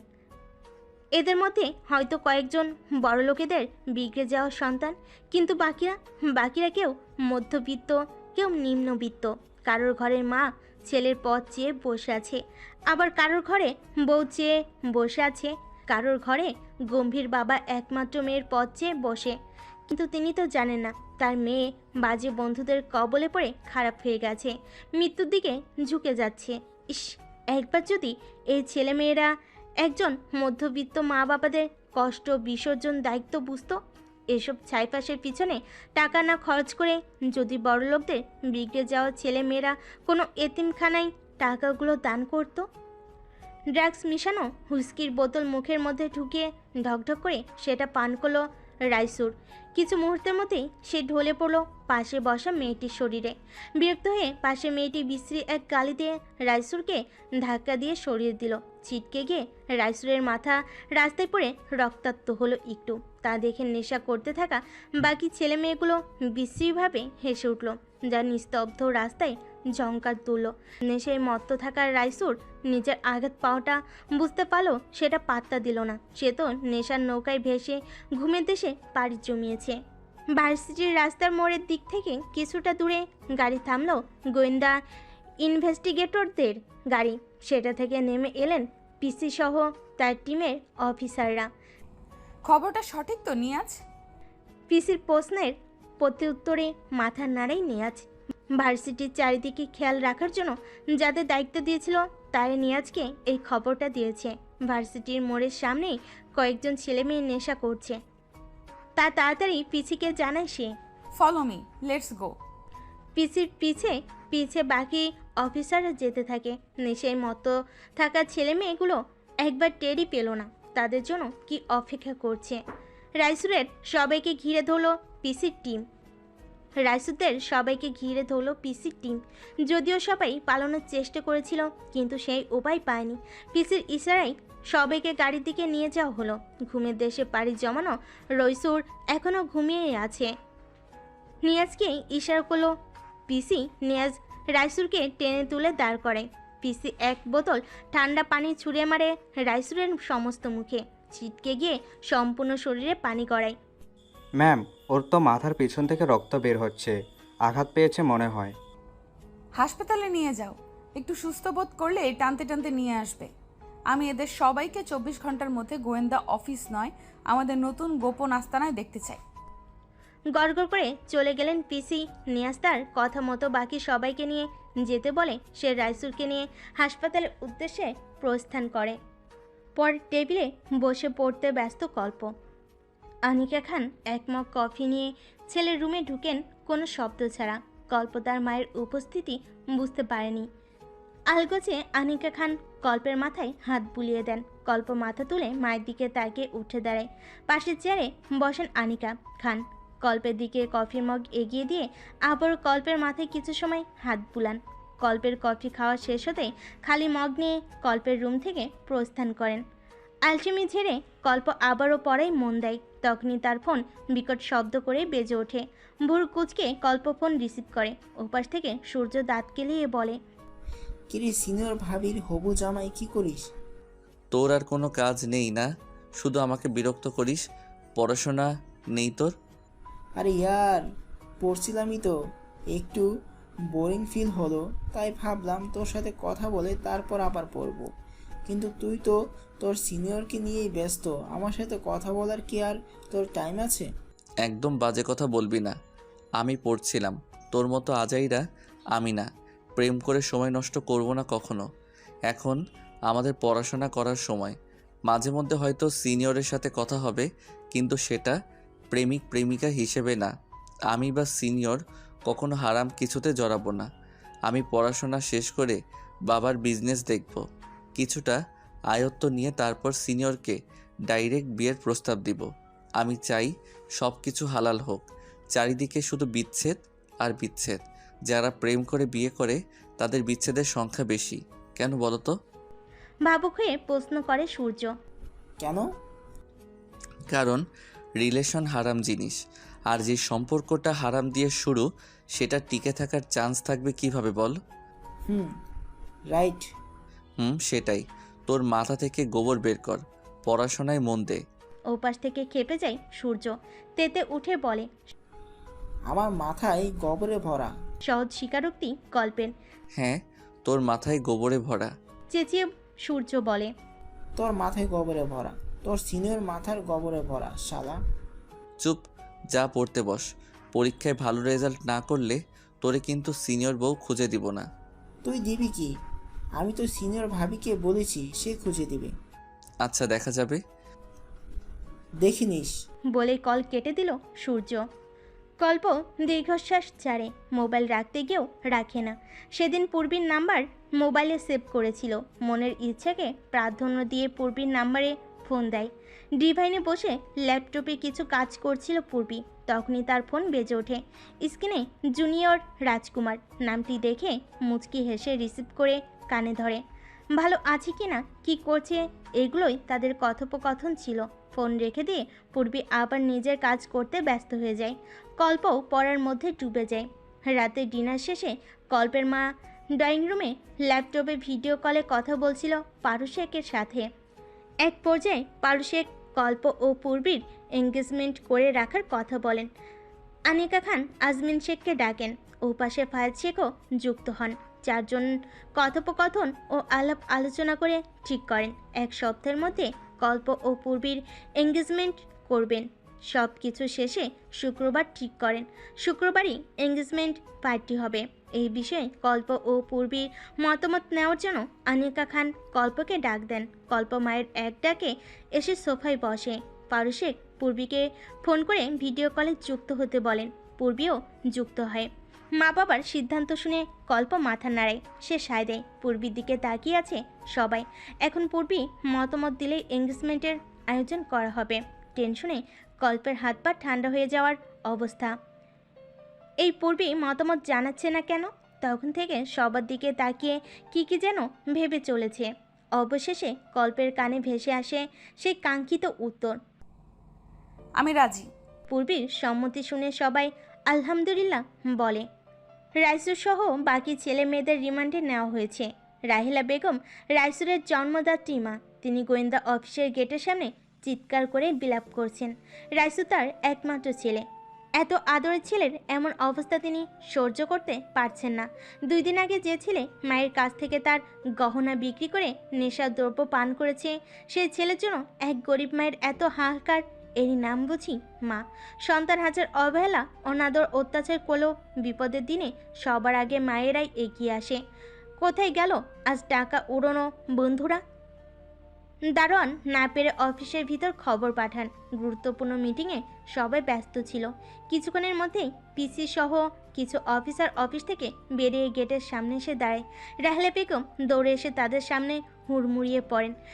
রাহেলা বেগমের হাত পিসি পায়ে লাগার আগে সে সরে যায়, তবুও থামলেন না রাহেলা। পিসির 2 হাত টেনে ধরে বলতে লাগলেন।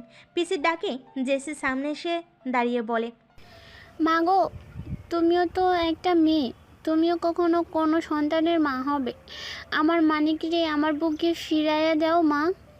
ও মা, আমি তোমার পায়ে পড়ি মা, আমার রাইসুরে ক্ষমা করো মা। আমি কথা দিচ্ছি, ওরে নিয়ে অনেক দূরে চলে যাবো। ওরে ভালো হওয়ার একটা সুযোগ দাও মা। আমার রাইসুর আগে এমন ছিল না মা। খারাপ বন্ধুদের সাথে মিশে এমন হয়েছে যে সন্তানের জন্য গর্বে এক সময় আমার বুক ফুলে যেত, আজ সেই সন্তানের জন্য লোকে আমাকে থুতু দেয়। মাগো, তোমার 2টা পায়ে পড়ি, আমার রাইসুকে ছাইড়া দেও মা। পিসি জেসি, জি ম্যাম। মহিলাকে ওনার বাসায় পৌঁছে দাও। বলেই পিসি গটগট করে অফিসের ভিতর চলে গেল। সেদিকে তাকিয়ে রাহিলা বেগম ক্ষুব্ধ নিয়ে আক্রোশে বলেন, তুই কখনো সুখী হবি না মেয়ে, তুই কখনো সুখী হবি না। একটা মায়ের কোল থেকে তার সন্তানকে কেড়ে নিচ্ছিস। একজন মায়ের অন্তরন্ত হাহাকার তোর হৃদয় নাড়তে পারল না। তুই পাষাণী, তুই কখনো সুখী হবি না। এটা একটা মায়ের অভিশাপ। জেসি জোর করে রাহেলা বেগমকে গাড়িতে তুলে ওনার টিমও মাটির তৈরি বাড়িতে পৌঁছে দিল। সাথে কিছু খাবারও দিয়ে এসেছে। অবশ্য এটা পিসির অর্ডার ছিল। ইস, রাহেলা বেগম যদি একবার জানতে পারতেন সবার সামনে পাষাণী মেয়েটা গোপনে ওনার দেখাশোনা করে যাচ্ছে, তখন কি এমনভাবেই অভিশাপ দিতেন? নামাজে বসে চোখের জল ফেলা ছাড়া আর কোনো উপায় নেই রাহিলা বেগমের। নামাজে বসে আল্লাহর কাছে একমাত্র মুখের মানিককে সহি সালামতভাবে ফিরে পাওয়ার জন্য দোয়া করছেন। গোয়েন্দা অফিসের সামনে বড় লোকের মা বাবারাও ভিড় জমিয়েছেন। পুলিশ তাদের আটকে তাড়া দিয়েছে। যা হবার, যা দেখার সব আদালতে হবে। আপাতত পিসির কথাই সব হবে। সব মা বাবার আক্রোশ পিসির উপরে। সবার একটাই কথা, পিসির মতো এত নির্দয় মেয়ে মানুষ যেন কারোর ঘরে না জন্ম নেয়। পিসির অর্ডারে রাইসুর একটু সুস্থ হতেই তাকে সহ বাকি ছেলে মেয়েদের গোপন আস্থানায় নেওয়া হয়েছে। এক জায়গার সম্পর্কে এই ক্যাশের দায়িত্বে থাকা সব অফিসাররা জানেন। সবাইকে চেয়ারের সাথে বেঁধে রাখা হয়েছে। সবার সামনে একটা চেয়ারে বসে আছেন পিসি, তার চারিদিকে বাকি অফিসাররা দাঁড়িয়ে আছেন। পিসি সবার দিকে একবার চোখ ঘুরিয়ে নেয়, তারপর বলে, সবাই ভালো আছেন? মাথা তুলে তাকাই সকলে। রাইসুর এখনও মাথা নিচু করেই আছে। রাইসুর সহ 3 জন ছেলে ও 3 জন মেয়ে আছে, মোট 6 জন। আপনাকে কি আলাদা বলতে হবে? পিসির প্রশ্নে মাথা তুলে রাইসুর পিসি আবারও প্রশ্ন করে, সবাই ভালো আছেন? কারোর মুখে কোনো কথা নেই, সবাই অনুশোচনা করছে মনে মনে। আর যদি তারা নেশার পথে পা না পারত, তবে কি এমন পরিস্থিতিতে পড়তে হতো তাদের? যাই হোক, আপনাদের কিছু প্রশ্ন করা হবে, তার ঠিক ঠিক উত্তর চাই। যদি সত্যি বলে দেন তো ভালো, আর না বললে কিভাবে কথা বের করতে হয় সেটা নিশ্চয়ই আপনাদের বলতে হবে না। সাধারণ মানুষ থেকে শুরু করে সবাই বোঝে আইনের লোকেরা কিভাবে কথা বের করে। তো আমার প্রথম প্রশ্ন, আপনাদের এখানে মোট 6 জন আছেন। 6 জনের মধ্যে কে প্রথম নেশা সেবন করেছেন? 6 জন একে অপরের দিকে তাকালো। সবার নজর মাথা নিচু করে রাখা রাসেলের দিকে। পিসি তার দিকে তাকিয়ে প্রশ্ন করেন, আপনি নেশাদ্রব্য কোথায় পেয়েছিলেন? যদি কিনেও থাকেন তবে কোথা থেকে কিনেছেন? রাসেল মাথা উঁচু করেই বলল, কিনিনি, আমাকে দিয়েছে। কে দিয়েছে? শুকনো ঢোক গিলে রাসেল বলে, নাম জানি না, সে মুখে কালো মুখোশ পরে আসতো, কখনো নাম জিজ্ঞেস করা হয়নি। চিনেন না, জানেন না, কেউ আপনাকে কিছু দিল আর আপনি অমনি সেটা সেবন করলেন? না, আসলে আমি টিভিতে, ফেসবুকে বিভিন্ন ভিডিওতে দেখেছি এসব। কেউ এসব চালান করতে ধরা পড়েছে, কেউ এসব খেতে গিয়ে ধরা পড়েছে। সেই থেকে এটার প্রতি আমার কৌতূহল ছিল, এটা খেতে ঠিক কেমন। ভার্সিটি শেষে আমি পিছনের মোড়ের রাস্তা দিয়ে যাচ্ছিলাম, তখন ওই মুখোশ পরা লোকটি আমার সামনে কতগুলো প্যাকেট ধরে বলে, খাবি? আমি হ্যাঁ বলে দেই। আমার মনে হয়েছিল একবার খেলেই তো কিছু হবে না, টেস্ট করে দেখি না একবার ক্ষতি কি। দীর্ঘশ্বাস ছেড়ে পিসি বলে, আর তাই আপনি সেটা সেবন করলেন? হ্যাঁ, আমিও ভেবেছিলাম একবার খেলে কিছু হবে না, কিন্তু ওটা একবার খেয়ে আমার আরও খেতে ইচ্ছা করেছিল। এইভাবে আস্তে আস্তে একটু একটু করে খেতে খেতে আমার অভ্যেস হয়ে যায়, এটার প্রতি আমার নেশা হয়ে যায়। আমি ইনসুলিন্স এর মাধ্যমেও শরীরে ড্রাগস নিয়েছে, ড্রাগস, ইয়াবা সব সেবন করেছি। খুর হেসে নিয়াজ বলে, বাহ, বাংলাদেশের বিখ্যাত নেশাখোর। কৌতূহল নিয়ে টেস্ট করতে গিয়ে একেবারে ডুবে গেলেন, সাথে বাকি বন্ধুদেরও ডুবালেন। তারপর কি বলুন? ওর মুখোশ পরা আগন্তুক আমাকে বলতো, তোমার বন্ধুদের ও এগুলো টেস্ট করিও, দেখবে ওরাও তোমার মতো মজা পাবে। আমিও ওদের জোর করে এগুলো প্রথম খাওয়াই, কিন্তু রাইসুর খেতে চাইতো না। ওকে আমরা জোর করে খাওয়াতাম। আস্তে আস্তে রাইসুরেরও অভ্যাস হয়ে যায়। যখন আমরা সবাই এসব সেবন করতে অভ্যস্ত হয়ে পড়ি, তখনই ওর আগন্তুক আমাদের নেশাদ্রব্যগুলো দেওয়া কমিয়ে দেয়, বলে টাকা দিতে হবে, না হলে ওগুলো আমাদের দেওয়া হবে না। আমাদের মধ্যে সবাই কম বেশি উচ্চবিত্ত পরিবারের সন্তান, তাই আমাদের টাকা দিয়ে কিনে খেতে তেমন সমস্যা হতো না। তবে রাইসুর মধ্যবিত্ত পরিবারের হওয়া ও খেতে পারতো না। পরিবারের রাইসু ও ওর মা ছাড়া কেউ ছিল না। রাইসুর বিভিন্নভাবে ওর মায়ের থেকে টাকা নিয়ে আমার সাহায্য নেশাদ্রব্য কিনত, তা আমরা সবাই একসাথে আনন্দ করে সেবন করতাম। হাতে তালিতে পিসি বলে, বাহ, আগামীর ভবিষ্যৎ আপনারা।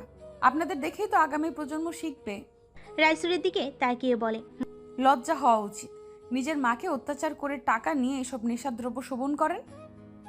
আজ এই পর্যন্তই থাক, কাল আবারও আপনাদের জিজ্ঞাসাবাদ করব। এখনো অনেক কিছু জানা বাকি। নিয়াজ, ওদের গাড়িতে তোলো, আগের জায়গায় পাঠিয়ে দাও। বলে বের হয়ে গেল পিসি। পিসির মুখ কেউ দেখতে পায়নি মাস্ক পরে থাকার কারণে, তবে তার শরীরের গঠন ও চুল দেখে সবাই বুঝে গেছে পিসি একজন মেয়ে, যার সোশ্যাল মিডিয়ায় ধুম ফেলেছে।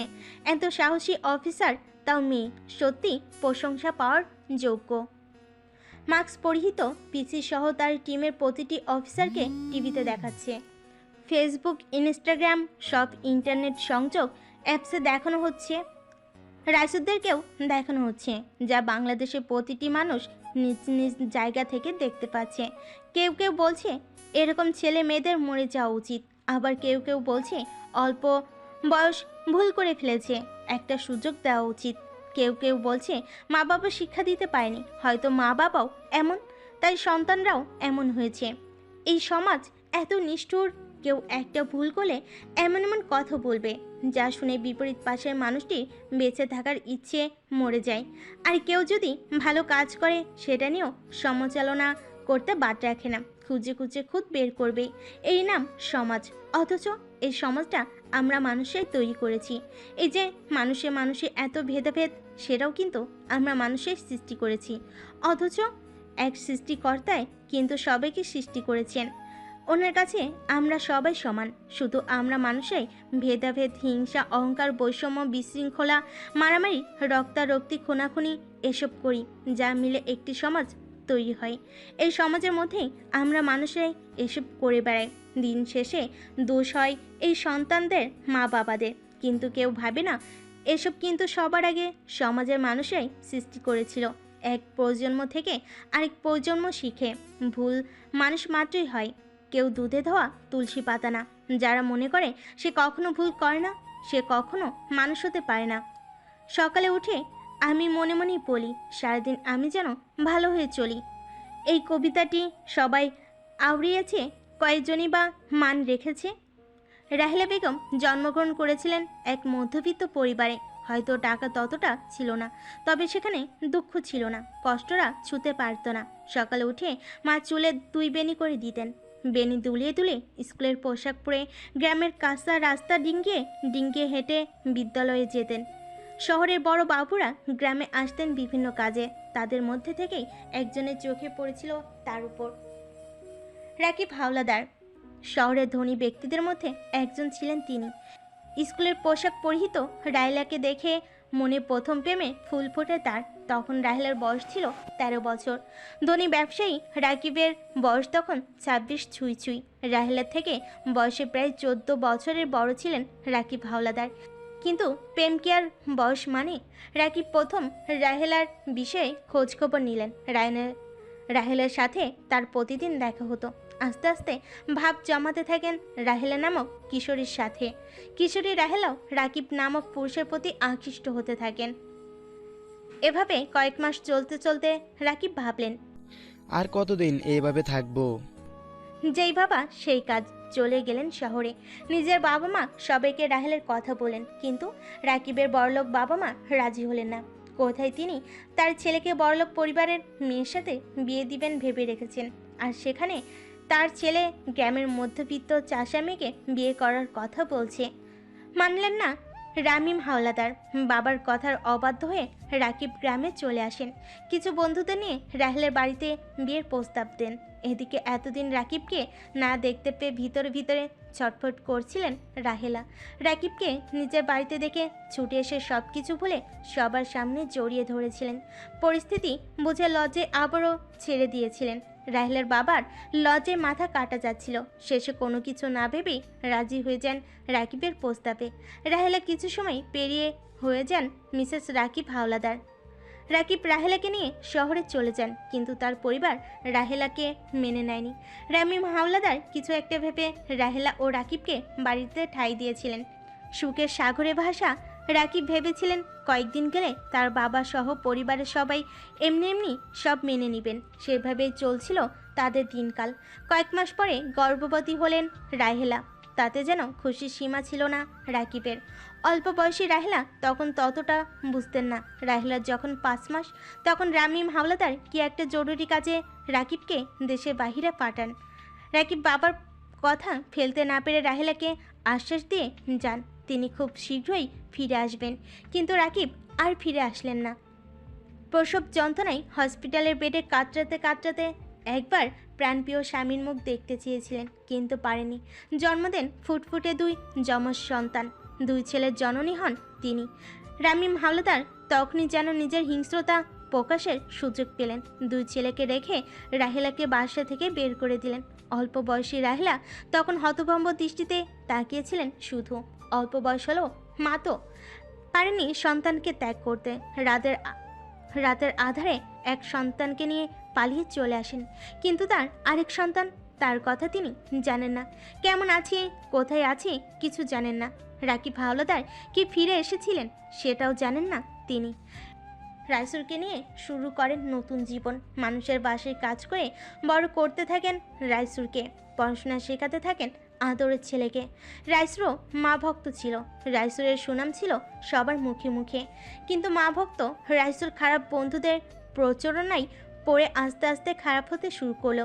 যেই রাইসুর মায়ের হাতে ছাড়া ভাত খেত না, যেই রাইসুর মায়ের কোলে মাথা না দিয়ে ঘুমোতো না, সেই রাইসুর নেশার দ্রব্য পান করে রাতের আধারে ঘরে ফিরে মাকে গালাগাল করতো টাকার জন্য।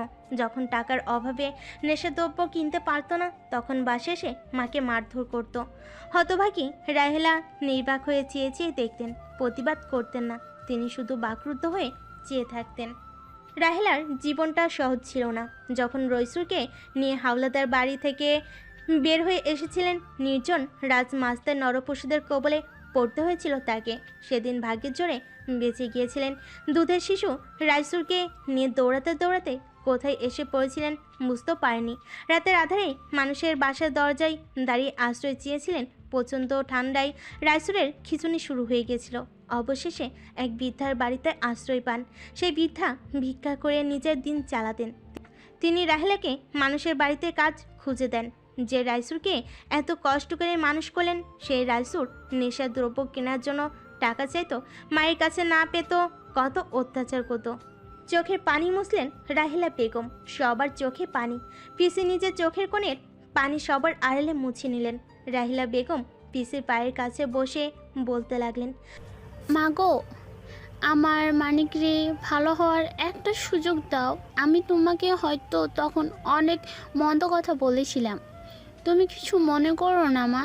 আমি সারা জীবন তোমার গোলাম হয়ে থাকবো মা, তবুও আমার রাইসুরে আমার বুকে ফিরাইয়া দাও। রাহেলা বেগমের দুই হাত ধরে টেনে তুললেন পিসি। চোখের পানি মুছে দিয়ে বলল, আপনি চিন্তা করবেন না, আমি আপনাকে কথা দিচ্ছি, যারা এই সমাজের ছেলে মেয়েদের নেশাদ্রব্য দিয়ে নেশাগ্রস্ত করছে, মাদকাসক্ত করছে, তাদের খুঁজে বের করব। কারো রেহাই নেই, কেউ পার পাবে না। আমি পূর্বী শেখ আপনাকে কথা দিলাম। পূর্বী নিজের মুখের মাস্ক খুলে দিল। রাহেলা বেগম চুমু আঁকেন পূর্বীর কপালে। পূর্বী রাহেলা বেগমের দোয়া নিয়ে আবার মাস্ক পরে বেরিয়ে গেল, সাথে তার টিমের সব অফিসার। রাহেলা বেগম চোখের পানি মুছলেন, আল্লাহর কাছে প্রার্থনা করতে আবার বসে পড়লেন সিজদায়। বন্ধুদের সাথে আড্ডা দেওয়ার জন্য বাসা থেকে বের হয়েছিল রূপক। মাঝ রাস্তায় বাইক থেমে যায়। রূপকের মনে আছে সে আসার সময় বাইক ফুল করে এনেছে। কী কারণে থেমে গেল দেখার জন্য রূপক বাইক থেকে নেমে চেক করতে থাকে। চেক করতে দেখে তার পেট্রোল শেষ। আশ্চর্য হলো রূপক, এটা কি করে সম্ভব? ভাবনায় মশগুল থাকা রূপককে আচমকা পেছন থেকে কেউ মুখ চেপে ধরল। কিছু বুঝে ওঠার আগেই ঢলে পড়ল রূপক। সামনে দাঁড়ানো ব্যক্তিটি রূপককে বাহুতে আগলে নেয়। নিয়াজের দিকে তাকিয়ে বাঁকা হাসে সিয়াম। দুজনে মিলে রূপককে গাড়িতে তুলে নিয়াজ ফোন বের করে পূর্বীর নাম্বারে ডায়াল করে। ওপাশ থেকে পূর্বী বলে, কাজ হয়েছে? হ্যাঁ ম্যাম, গাড়িতে তুলেছি। ঠোঁট বাঁকিয়ে হেসে পূর্বী বলে, গোপন আস্তানায় নিয়ে আসো, কুইক। শিওর ম্যাম, আমি আধা ঘন্টার ভেতরে আসছি। চেয়ারে বাঁধা অবস্থায় পড়ে আছে রূপক। তার সামনে বসে আছে পূর্বী সহ ওর টিমের অফিসার। পূর্বী জেসিকে বলল, মুখে পানি ছুঁড়ে মারো। জি ম্যাম।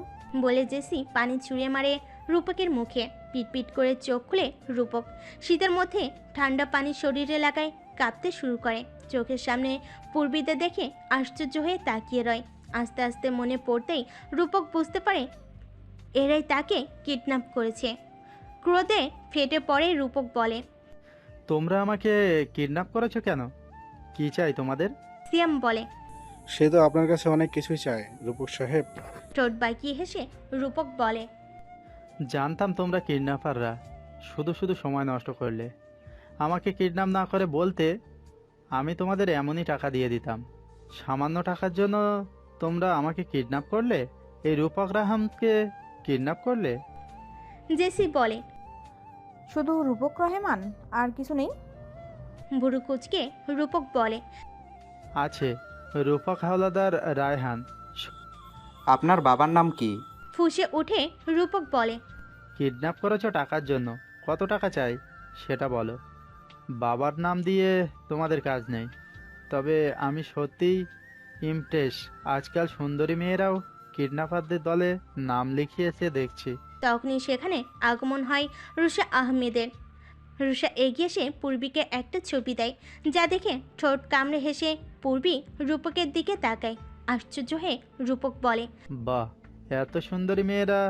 তোমাদের দেখে তো মনে হচ্ছে না দরিদ্র বা মধ্যবিত্ত পরিবারের সন্তান। তাহলে তোমরা কিডন্যাপারের কাজ কেন করছো?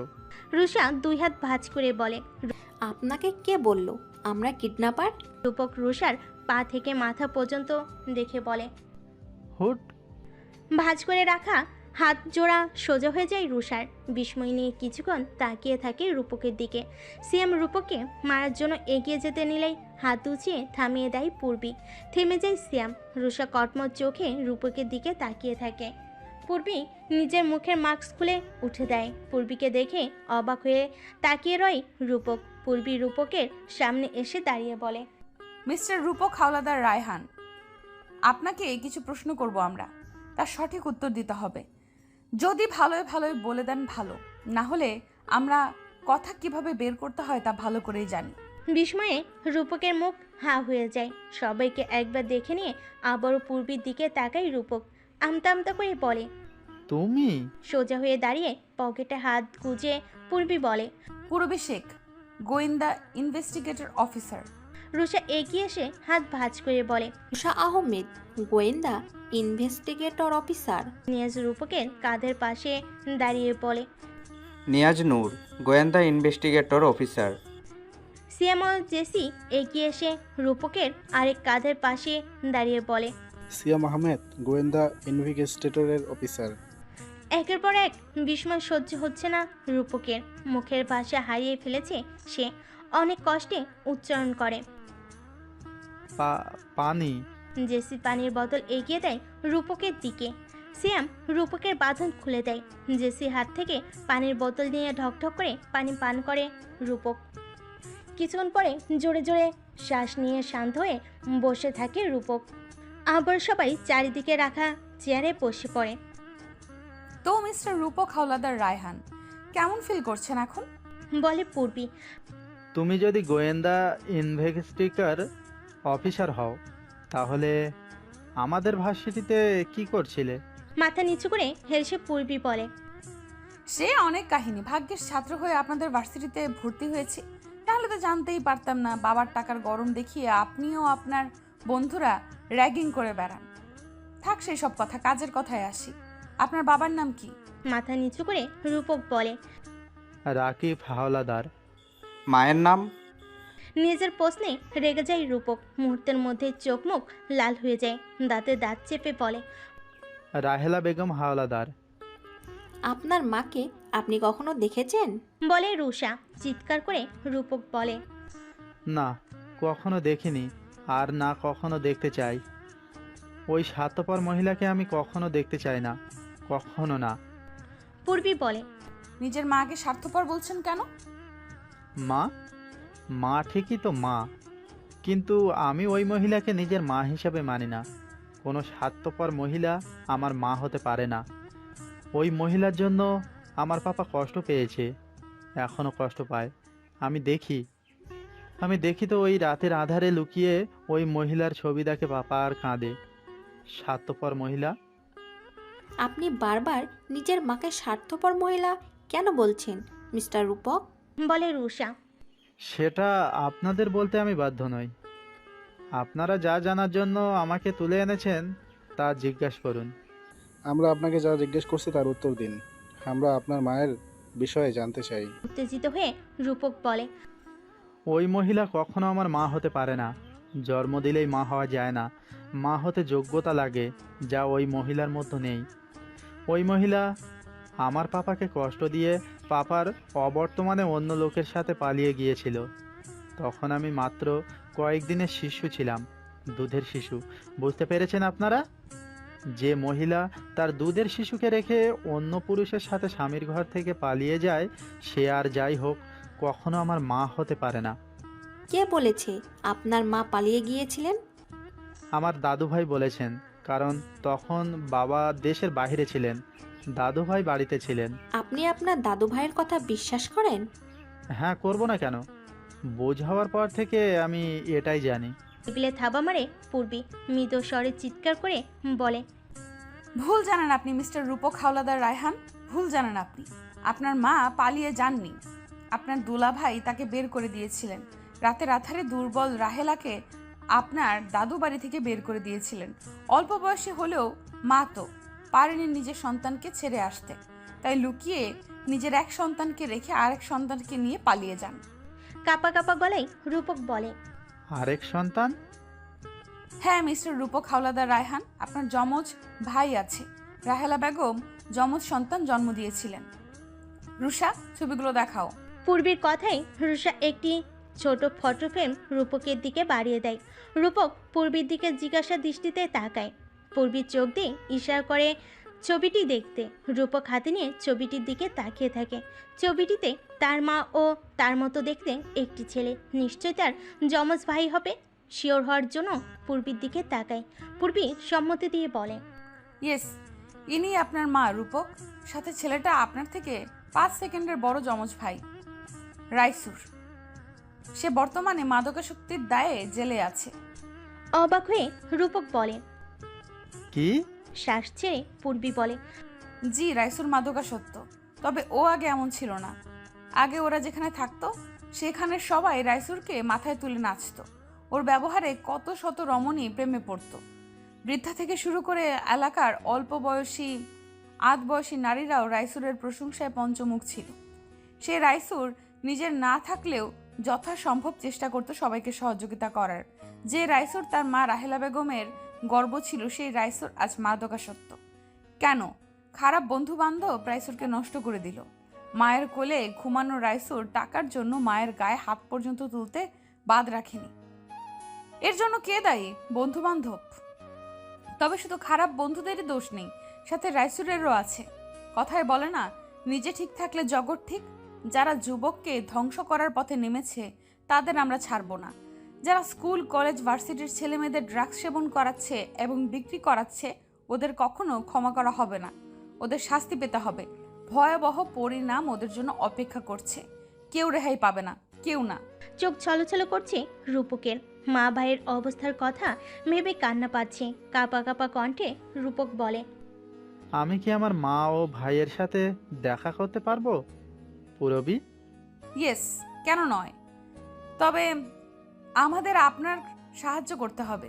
এই মুহূর্তে আপনি আমাদের সাহায্য করতে পারেন। কি সাহায্য বলুন? আমি আমার সবটুকু দিয়ে চেষ্টা করব। আপনাকে ভার্সিটির আশেপাশে রাস্তাঘাটে খেয়াল রাখতে হবে, কে বা কারা এইসব সেবন করছে। আপনাকেও তাদের একজন হতে হবে।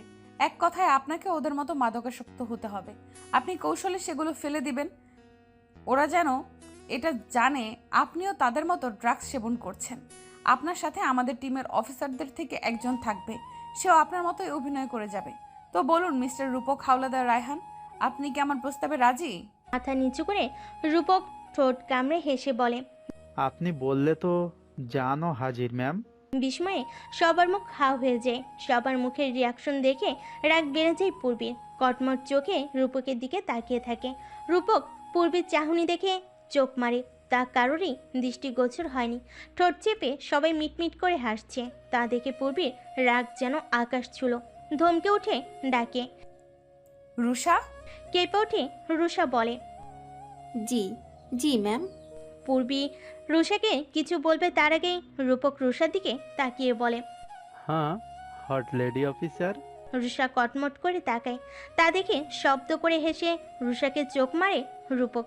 সবার বুঝতে বাকি থাকে না, রূপক ফ্ল্যাট করছে, আইনের অফিসারদের সাথে ফ্ল্যাট করছে। এই ছেলের সাহস আছে বলতে হবে। মিস্টার রূপক, আপনি কি কাজ করতে রাজি? আমি রাজি। এখন প্লিজ আমার মা ও ভাইয়ের সাথে দেখা করানোর ব্যবস্থা করুন। পূর্বী মাস্ক পরে নেয়। রূপককে নিয়ে সবাই গাড়ি নিয়ে বেরিয়ে পড়ে রাহেলা বেগমের বাড়ির উদ্দেশ্যে। আধা ঘন্টার ভিতরে পৌঁছে যায় তারা। টিন ও ইটের তৈরি সাধারণ একটি বাড়িতে রাহেলা ও রাইসুদ থাকতেন। দরজার সামনে সবাই গিয়ে দাঁড়ায়। আশেপাশের অনেকেই উচ্ছ্বাস নিয়ে তাকিয়ে আছে রূপকের মুখে। মাস্ক থাকায় কেউ দেখতে পারছে না, না হলে সবাই রূপককে রাইসুর ভেবে ভুল করত। রাহেলা বেগমের দিন জায়নামাজে বসেই কাটে। ইচ্ছে হলে খান, না হলে খান না। দরজায় টোকা দেওয়ার শব্দে উঠে দাঁড়ান, চোখের পানি মুছে দরজা খুলে দেন। সবাই ভিতরে ঢুকে। রাহেলা বেগম প্লাস্টিকের চেয়ার এগিয়ে দেন বসার জন্য, কিন্তু কেউ বসেনি। সবাই এক কোণায় দাঁড়িয়ে থাকে। পূর্বী রূপককে ইশারা করে। রূপক আস্তে আস্তে রাহেলা বেগমের দিকে এগিয়ে আসে। দুই হাত দিয়ে রাহেলা বেগমের মুখ ধরে কিছুক্ষণ তাকিয়ে থাকে। রাহেলা বেগম কিছুই বুঝতে পারছেন না, তবে উনি ভিতর থেকে কেমন একটা টান অনুভব করছেন। এটা কিসের টান? মাতৃত্বের টান, যা না চাইতেও হচ্ছে, কিন্তু রাহিলা বেগম বুঝতে পারছেন না।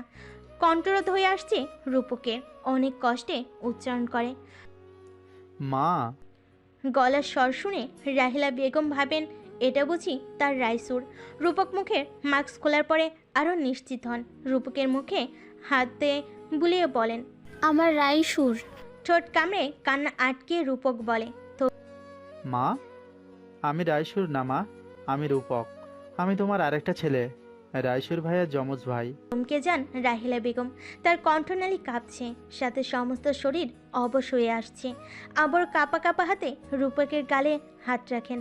সারা মুখে হাত বুলিয়ে আচমকা চুমু দিতে শুরু করেন। সাথে অবিরামভাবে চোখের পানি ঝরছে, যা রূপকের সারা মুখে ভেসে যাচ্ছে। এই নাম বুঝি মা। এত বছর পরে নিজের সন্তানকে দেখতে পাবেন, বিশ্বাস করতে পারেনি রাহিলা বেগম। তিনি তো আশা ছেড়ে দিয়েছিলেন। ভাগ্য তার আরেক ছেলেকে তার কাছে নিয়ে এলো। রূপকের মুখে চুমু দিতে দিতে জ্ঞান হারান রাহিলা বেগম। ঢলে পড়েন রূপকের বুকে। রূপক দুই হাতে মাকে আগলে নেয়, কোলে তুলে বিছানায় শুয়ে দেয়। রুষা পানি ছিটিয়ে দেয় মুখে। সিয়াম ডাক্তারকে ফোন করে। রূপক মায়ের হাত ধরে হাউমাউ করে কান্না করছে। নিয়াজ রূপকের কাঁধে হাত রেখে কাঁদতে মানা করে। রূপকের কান্না থামে না, সে কেঁদে যাচ্ছে। কিছুক্ষণের মধ্যেই ডাক্তার চলে আসেন, কিন্তু রূপক তার মাকে ছাড়ছে না। না চালে ডাক্তার দেখবে কি করে। বাধ্য হয়ে পূর্বী দেয় এক ধমক। সবাই কেঁপে ওঠে সেই ধমকে। রূপক মায়ের হাত ছেড়ে নিয়াজের পাশে এসে দাঁড়ায়। নিয়াজ দুহাতে রূপকের কাঁধ ধরে রেখে সান্ত্বনা দিচ্ছে। রাহিলা বেগমের প্রেশার চেক করেন ডাক্তার, তারপর বলেন, উনি নিয়মিত খাওয়া দাওয়া করছেন না, নিয়মিত ঘুমাচ্ছেন না। এরকম হলে তো উনি মারা যাবেন। এমন করলে তো শুকিয়ে যাবে। আমি কিছু ওষুধ লিখে দিচ্ছি, আর একটা স্যালাইন লিখিয়েছি, ওগুলো নিয়ে আসুন। ওনার শরীর দুর্বল, স্যালাইন না দিলে সুস্থ হবে না। সিয়াম প্রেসক্রিপশন হাতে নিয়ে ছুটে যায় আশেপাশে ফার্মেসি থেকে, সব নিয়ে আসে। ডাক্তার স্যালাইন লাগিয়ে দিয়ে যান, সেই সাথে কোন ওষুধ কিভাবে খেতে হবে সেটাও বলে যান। সব কিছু শেষে সিয়াম ডাক্তারকে নিয়ে বেরিয়ে যায়। পারিশ্রমিক দিয়ে আবারও পূর্বীর সামনে এসে দাঁড়ায়। পূর্বী বুড়ুকুচকে জিজ্ঞাসা করে। সিয়াম পূর্বীর ফোন এগিয়ে দেয়। পূর্বী স্ক্রিনের দিকে তাকায়। জুনিয়র রাজকুমার নামটা ভেসে আসছে স্ক্রিনে, সাথে কল্পের হাস্যোজ্জ্বল ড্যাশিং এক ছবি। সবার দৃষ্টি পূর্বীর ফোনের দিকে নিবদ্ধ। রূপকও ভুরু কুচকে কল্পের ছবি দেখে পূর্বীর দিকে তাকিয়ে থাকে। অস্বস্তি নিয়ে পূর্বী বলে, কি? আমার ফোন আপনার কাছে কেন? মাথা চুলকে সিয়াম বলে, ম্যাম, আপনার ফোন গাড়িতে ফেলে এসেছিলেন।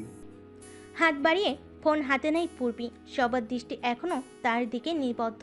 ফোন কেটে অফ করে পকেটে রেখে দেয় পূর্বী। তা দেখে আড়ালে সবাই ঠোঁট কামড়ে হাসে, যা চোখ এড়াতে পারেনি পূর্বী। মনে মনে কল্পের উপর রাগ হয় তার। ফোন দেওয়ার আর সময় পায়নি। বিড়বিড় করে আচ্ছা মতো কল্পকে গালি দেয়, যা পাশে দাঁড়ানো রূপকের কানে যায়। রূপক মাথা নিচু করে হাসে। স্যালাইন শেষ হওয়ার কিছুক্ষণ পর রাহিলা বেগমের জ্ঞান ফিরে। মা ছেলের সে কি কান্না! রাহিলা বেগম হয়তো কখনো ভাবতেও পারেনি আরেক ছেলেকে ফিরে পাবেন। রাহিলা বেগমকে ঘুমের ওষুধ খাওয়ানো হয়েছে, তাই তিনি ঘুমাচ্ছেন। জেসিকে রাহিলা বেগমের খেয়াল রাখতে বলে। রূপককে নিয়ে বেরিয়ে যায় বাকিরা। উদ্দেশ্য রাইসুর ও রূপককে মুখোমুখি করানো। রূপকও ভীষণ এক্সাইটেড, নিজের ভাইকে দেখবে, আবার নিজের চেহারার মতো দেখতে। আধা ঘন্টার মধ্যে গোয়েন্দা অফিসে পৌঁছায় সবাই। রাইসুর সহ বাকিদেরকে রিমান্ডে রাখা হয়েছে। আর কিছু সময় তারপরই নিজের চেহারার মতো আরেকজনকে দেখবে রূপক। ভাবতেই রূপকের কেমন অ্যাডভেঞ্চার লাগছে। নিয়াজ ও সিয়াম রাইসুরকে আনতে গেল। রূপককে একটি চেয়ারে বসানো হয়েছে, সামনাসামনি আরেকটি চেয়ার যেটাতে রাইসুরকে বসানো হবে। অন্ধকার কারাগারে শুয়ে আছে রাইসুর। নিজের প্রতি ঘৃণা জন্মাচ্ছে তার। নিজেকে কুলাঙ্গার সন্তান মনে হচ্ছে। সত্যি তো, সে কুলাঙ্গার। নেশার দ্রব্যের জন্য মায়ের গায়ে পর্যন্ত হাত তুলতে বাদ রাখেনি সে। অথচ কয়েক মাস আগেই এই রাইসুর নিজের হাতে রান্না করে মাকে খাওয়াতো, মায়ের কাপড় ধুয়ে দিত, মাঝে মধ্যে টিউশনির টাকা থেকে যেগুলো খরচ করে বেঁচে দিত সেই টাকাগুলো দিয়ে মাকে নিয়ে ফুচকা খেত। আশেপাশের মানুষ এসব দেখে চোখ জোড়াতো আর বলতো, এরকম সন্তান যেন প্রতিটি ঘরে জন্মায়। আজ লোকে থুতু দেয়, সবাই মনে মনে রাইসুরের মৃত্যু কামনা করে, কিন্তু সবাই মুখ ফিরিয়ে নিলেও মায়ের রাজপুত্র রাইসুর জানে তার মা কখনো তাকে অভিশাপ দিবে না, তাকে ছেড়ে যাবে না। মায়েরা বুঝি এমনই হয়, সন্তান শত অন্যায় করলেও ক্ষমা করে দেন। রাইসুর, তোমার সাথে একজন দেখা করতে এসেছে। মুখ তুলে তাকে রাইসুর। তার সাথে দেখা করার মতো শুধু তার মাই আছে। তবে কি তার মা এলেন? রাইসুরের বুকটা হাহাকার করে উঠল। তার মনে হলো কতদিন তার মাকে দু চোখ ভরে দেখা হয়নি, অথচ কয়েক ঘন্টা আগেও তিনি রাইসুরের সাথে দেখা করে গেছেন। কিন্তু রাইসুর অপরাধবোধ লজ্জায় মায়ের দিকে চোখ তুলে তাকায়নি। রাইসুরের ভাবনার মাঝে সিয়ামকে হাতকড়া পরিয়ে দিল নিয়াজ ও সিয়াম দুই দিক থেকে রাইসুকে ধরে বের করে আনলো। রাইসুরকে এনে বসানো হলো রূপকের সামনে চেয়ারে। রূপক অপলক দৃষ্টিতে ভাইয়ের দিকে তাকিয়ে আছে। রাইসুর এখনো মাথা তুলে তাকায়নি। সে ভেবেছে তার মা দেখা করতে এসেছেন, তাই মাথা নিচু করে রেখেছে। ভাই। চোখ তুলে সামনে বসে থাকা ব্যক্তির দিকে তাকালো রাইসুর। কয়েক সেকেন্ড এভাবেই তাকিয়ে থাকলো। আস্তে আস্তে রাইসুরের মুখে হাসি ফুটে ওঠে। ভাই। আবারও রূপকের সেই সম্বোধন, যা রাইসুরের হাসিকে আরও গাঢ় করলো। রূপক দুই হাত দিয়ে চ্যাপটে ধরে রাইসুরকে, কিন্তু দুর্ভাগা রাইসুর হাত করা পর্ণ হাতের দিকে তাকে দীর্ঘশ্বাস ছেড়ে মলিন হাসলো। চাইলেও ভাইয়ের পিঠে সিনের হাত রাখতে পারল না। রাইসুর নিজের কাঁধে তরল জাতীয় কিছু অনুভব করলো। ঘাড় নড়াতে লাগলো বারবার। চোখের পানি মুছে রাইসুরকে ছেড়ে দেয় রূপক। আবারও চেয়ারে বসে। তুমি আমাকে দেখে অবাক হওনি ভাই? রূপকের প্রশ্নে কিঞ্চিত হেসে রাইসুর বলে, অবাক হয়েছি, তবে কিছুটা। আমি তোর সম্পর্কে আগে থেকে জানতাম। মা আমাকে বুঝতে শেখার পরই তোর কথা বলেছিলেন। কিভাবে তোর থেকে আমরা আলাদা হলাম সব। আমি তোকে ভার্সিটির পাশেও কয়েকবার দেখেছি। ভাবছিলাম তোর পিছু নেব, তোকে সব বলে মায়ের কাছে নিয়ে আসবো, কিন্তু মলিন হেসে রাইসুর বলে, তার আগেই তো আমি খারাপ হয়ে গেলাম। বাজে আড্ডা, বাজে বন্ধু, বাজে নেশায় জড়িয়ে গেলাম। রূপক রাইসুরের দুই কাঁধে হাত রেখে বলল, তুমি চিন্তা করো না ভাই, খুব শীঘ্রই তোমাকে মুক্ত করে নিয়ে যাব। যে বা যারা তোমাকে এই পথে নিয়ে এসেছিল, এই সব কিছুর মূলে যারা, তাদেরকে আমি কাউকে ছাড়ব না। আমি কাল থেকে এই অফিসারদের কথা মতো কাজ করা শুরু করব। আসল অপরাধীকে ধরিয়ে দিয়ে তোমাকে নিয়ে যাব মায়ের কাছে। তুমি মা বাবা মিলে খুব সুন্দর একটা পরিবার হব। বাবা তোমাদের কথা জানতে পারলে যে কত খুশি হবে তা বলার মতো না। কিন্তু আমি বাবাকে এখনো কিছুই বলবো না। আগে তোমাকে মুক্ত করব, তারপর বাবাকে জানাবো। ওই রামিম হালদারকেও আমি ছাড়বো না। ওই ব্যক্তির জন্য আজ আমরা আলাদা। যদি সেদিন মাকে বাড়ি থেকে বের করে না দিত, তাহলে আজ আমরা সুখী পরিবার হতাম না। তুমি এসব বাজে নেশায় জড়াতে না, আমাদের মাকে এত কষ্ট সহ্য করতে হতো। চোখ দিয়ে জল গড়িয়ে পড়ছে রাইসুরের। কথা বলতে বলতে রূপকেরও চোখ দিয়ে পানি গড়িয়ে পড়ছে। ভাইয়ে ভাইয়ের সন্ধি হচ্ছে তা দেখছে গোটা গোয়েন্দা পুলিশ উপস্থিত সবাই। ভাইয়ে ভাইয়ে সন্ধি হচ্ছে তা দেখছে গোটা গোয়েন্দা অফিসে উপস্থিত সবাই। রূপক আবারও তার মায়ের কাছে চলে গেছে। মাকে ছাড়া এখন সে থাকতেই পারবে না। যাওয়ার আগে পূর্বী বলেছে ভার্সিটির কেউ যেন তার আসল পরিচয় না জানে। রূপক নিশ্চিত করেছে সে কখনোই পূর্বীর আসল পরিচয় কাউকে বলবে না। রাত আনুমানিক 9টার কাছাকাছি হবে। সারাদিনের ক্লান্তিতে চোখ বুজে আসছে পূর্বীর। ল্যাপটপ বন্ধ করে বিছানায় শরীর এলিয়ে দিল, তখনই তার ফোন বিকট শব্দে বেজে ওঠে। আশঙ্কিক শব্দের কারণে পূর্বী ভরকে যায়, ঘুম ছুটে পালায় তার। ফোন হাতে নিয়ে স্ক্রিনের দিকে তাকিয়ে মুচকি হাসলো। হ্যালো? পাশ থেকে কোনো উত্তর এলো না, শুধু শ্বাস প্রশ্বাসের শব্দ শোনা যাচ্ছে। পূর্বী কিঞ্চিত হেসে বলল, কথা বলবে না? ওপাশ থেকে অস্পষ্টভাবে কারোর ফুফানোর আওয়াজ আসছে। ব্যস্ত হয়ে পূর্বী জিজ্ঞেস করে, কি হয়েছে গল্প, কাঁদছো কেন? তুমি আমাকে একটু ভালোবাসো না সিনিয়র? একটু না? কে বলেছে আমি তোমাকে ভালোবাসি না? তুমি যদি আমাকে ভালোই বাসতে তবে কখনো আমাকে অবহেলা করতে পারতে না, আমার কল রিসিভ করতে। সরি গল্প, তখন আমি জরুরি কাজে ছিলাম, তখন ফোন রিসিভ করার অবস্থায় ছিলাম না আমি। কাজ? আমার বেলাতেই তোমার সব কাজের কথা, বাকি সবার বেলায় ঠিকই আছে।